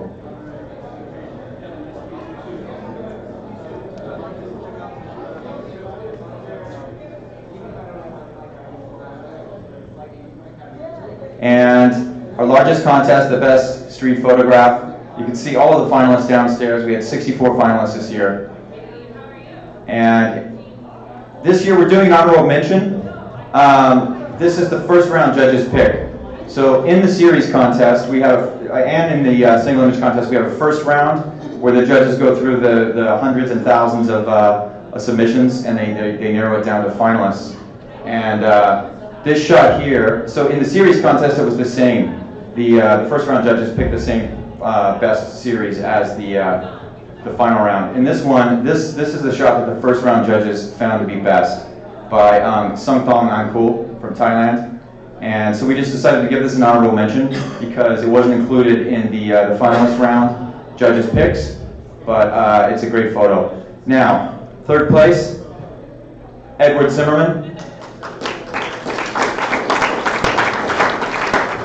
Second place, Nick Harvey.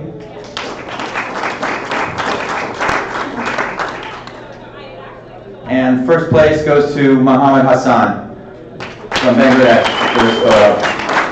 Well deserved. He's a regular finalist in every international competition. I don't think he's won one yet, so very happy with this choice by the judges. And this carries with it, I forget the exact price, I should have looked this up. It's over $1,000, and he's going to get the DX01 and some other smaller prizes as well. So well done, everyone. Thank you for joining us this week. I'm exhausted.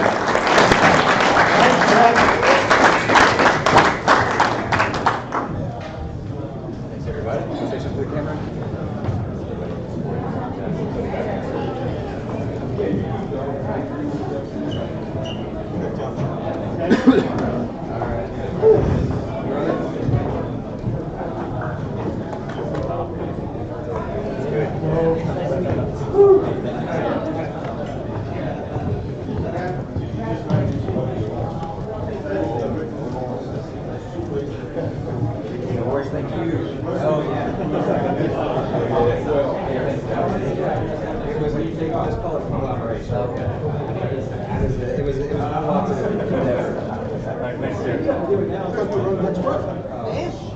Oh, you were going back out?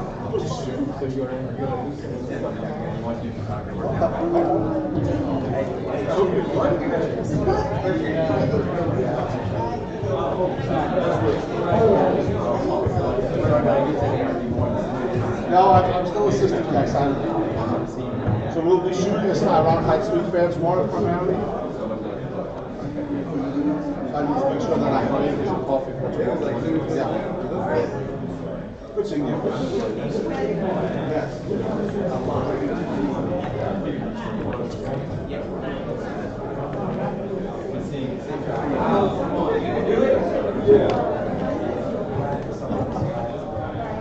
Oh, very nice to meet you. We'll definitely be in contact with you.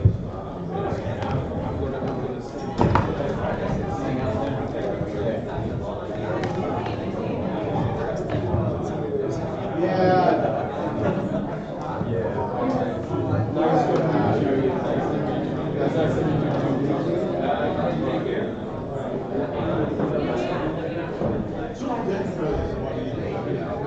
That's like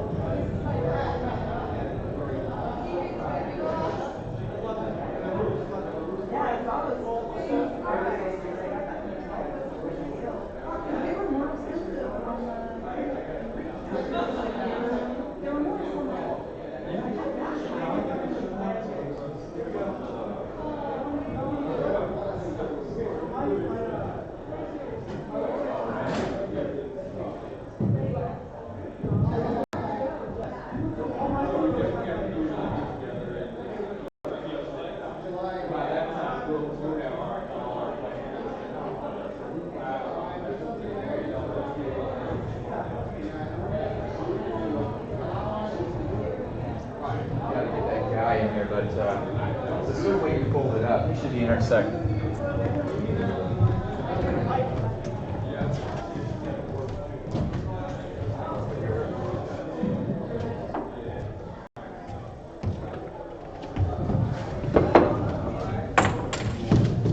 This, I think,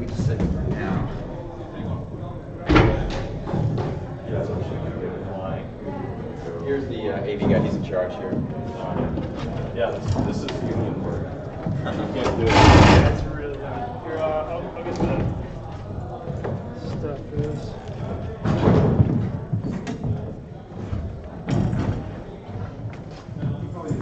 You have to take this down.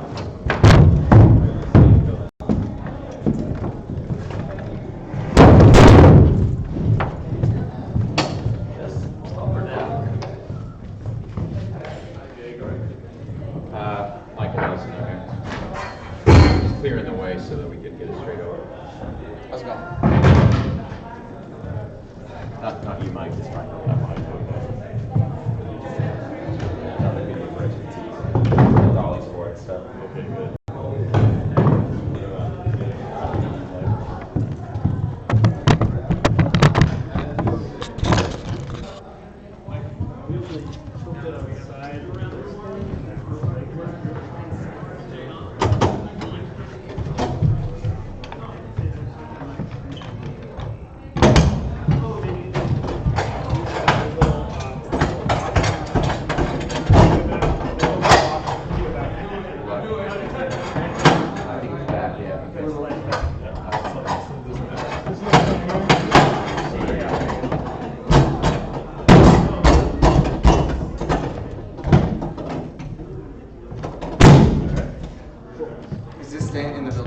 Yeah, it's gonna go over there, back behind the piano.